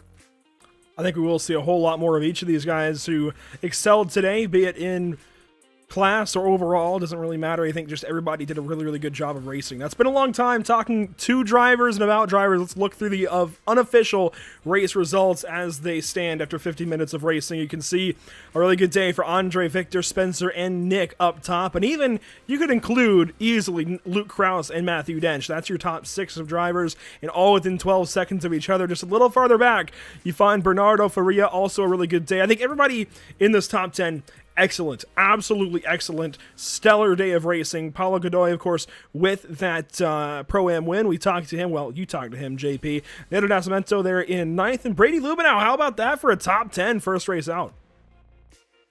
Pretty good result for him as well. Fabio Zamperlini is going to be finished off in 11th place, just ahead of Luan Hott. We just talked to Kevin Kurushat, is going to be finished off in 13th place, ahead of Spencer Mash. Mikael Rudebusch in 15th, ahead of Lawrence Zavadil. David Samsoid is going to be finished in 17th place, ahead of Blake Scott and Scott Reister. And Laui Santi is going to be finished off in 20th place. Finishing 21st, you'll find that of John Sedlak in the 203 of JS Consulting. Paul Ricciabene, I'm going to go with, again, very, very sorry if we butcher these names. By all means, reach out to us and correct us. Paul finishes 22nd. Tony Kanaan, 23rd there in the 48 car. Justin Sang, 24th. Reed Gibson, 25th. Joshua Lewis, 26th. And to complete your top 30 of Brian DeVries, Alessandro Torchio, James Hansen, and Nicholas Michel. 31st place will go the way of Aaron Law, ahead of Curtis Jones, Scott Kimbrough in 33rd, Nick Peterson in 34th, Blaine Sparling in 35th, ahead of M. Taki, Giuliano Romagnolo in 37th, ahead of Mark Scott. And that, Andrew, are 38 drivers who took to the grid in what was a fantastic start of the season. Yeah, that's That is the way you want to open a season. Sure, there were a couple of big spills, a couple of big wrecks off of the starts, and might have to go get replays of those for social media, but just that is how you want to open a season. That is how you want to kick things off here at the North American Racing League. How about a shout out then to everybody who makes it happen behind the scenes at the North American Racing League, Virtual Racing School, of course, VRS. Even I am a subscriber. I highly recommend looking into VRS, and the fixed setups for this series certainly are fantastic. Look at the racing they provided today. Good stuff. Moradness, Daniel Morad, and everything going on there. They've got a racing team. They've got coaching. If you are looking to pick up tents, if you've got the setups already sorted out, by all means, look to Moradness, look to Daniel Morad to find an extra few tents here on iRacing, especially, well, in these road cars. He knows what he's doing. He is an IMSA WeatherTech Sports Car Championship driver. He knows how to get around. He can get you around a good racetrack as well. I'm going to be honest, JP, it's pretty late at this point, so my description isn't as good as it was earlier, but you know what? Go back earlier and all my shout-outs to him. I think that will definitely stand nicely. Of course, Tam Livery, a lot of the paint schemes throughout the field, they are just fantastic, and Tam Livery brings that to you as well as all of the art with the North American Racing League. And I gotta say, his color choice for this series, fantastic. Love it. I really enjoy this color palette for this series. We get a lot of greens, a lot of reds, a lot of blues, but to have this combination of like a pink, purple, and a very light blue, it's perfect. It just looks so good. It stands out really nicely. Props to Tam there. And JS Consulting, John Sedlak, who finished 21st today, handling the website and all of those other duties here with the North American Racing League. A shout out to our partners as well at Pit Stop TV, of course, Tucson Sound Art, Your Picture, Your Music, Permanent Makeup and Cryo in Maine, where you deserve the best care that money can buy, Whiplash Media and Whiplash Sim Cams, the official broadcast graphic and camera provider of Pit Stop TV, as well as BAM Racing Videos by a race fan for the racing community. JP, we've got a lot of broadcasts coming up on Pit Stop TV. This is not it. There's more going on this week, and here we go. This is a preview of what's to come the rest of the week. We have got, that's not how you spell Wednesday. Am I just noticing that? Was it that way earlier with BSR MX-5? Did I not notice it? Well, anyways, Wednesday, tomorrow evening, we've got the Outlaw Sim Series at 7:30 Eastern at Daytona. It's their season opener. We just opened a brand new series here with the North American Racing League. We're going to do the same thing tomorrow night. Next Gen Racing at Daytona. We'll have another preview of what's to come with NASCAR Next Gen cars at Daytona here in just a moment. You might have seen it earlier during our intermission. We also have Thursday's BSRTC action from Brands Hatch. It's a nice, friendly European time zone, so any of you guys out there that are new to Pit Stop TV, tuning in for the first time, might want to check into that. I highly recommend it. I highly recommend all of our broadcasts, of course, but the four 15-minute race structure they've got for each of their race days is just fantastic. And JP, you and I lived through Miata's earlier today there. I don't know how you can top it, but they're going to give it a shot on Thursday. And, of course, Tuesday, we're right back around with BSR and their MX-5 series to Mount Panorama. But let's not forget that this series gets right back to work in just a week at Daytona International Speedway. This is your full season. And JP, there's a lot of ways to keep up with Pit Stop TV. Absolutely. We're present on each and every single social media, let it be for live broadcasts or updates on race and upcoming schedules and racing. So you should definitely follow us on each and every single social media at facebook.com/pitstoptv, at twitter.com/pitstoptv_, on instagram.com/pit_stop_tv, and on youtube.com/pitstoptv1. So to all of you guys that are new out there, I know there's definitely a lot of you, by all means. I know it's cliche, but please do hit that like button. Please do subscribe. It really helps us, which helps the league so much to get that kind of growth on channel. It really does go miles. I know it's just a click of the button for you guys, but it has so much of a larger effect here at Pit Stop TV. That like button on Facebook, that follow button on Twitter, that follow button on Instagram, the subscribe button here on YouTube, it means so much to us and really does validate all of the effort that we put in, day out. And let me tell you, there is a lot. For all of us here at Pit Stop TV, JP Costa, along with myself, Andrew Cardinale IV on the mic, Emerson Arden behind the scenes as well. Thank you so much for being here. We're going to wrap it up. We're going to say goodnight, and we will see you next week in Florida.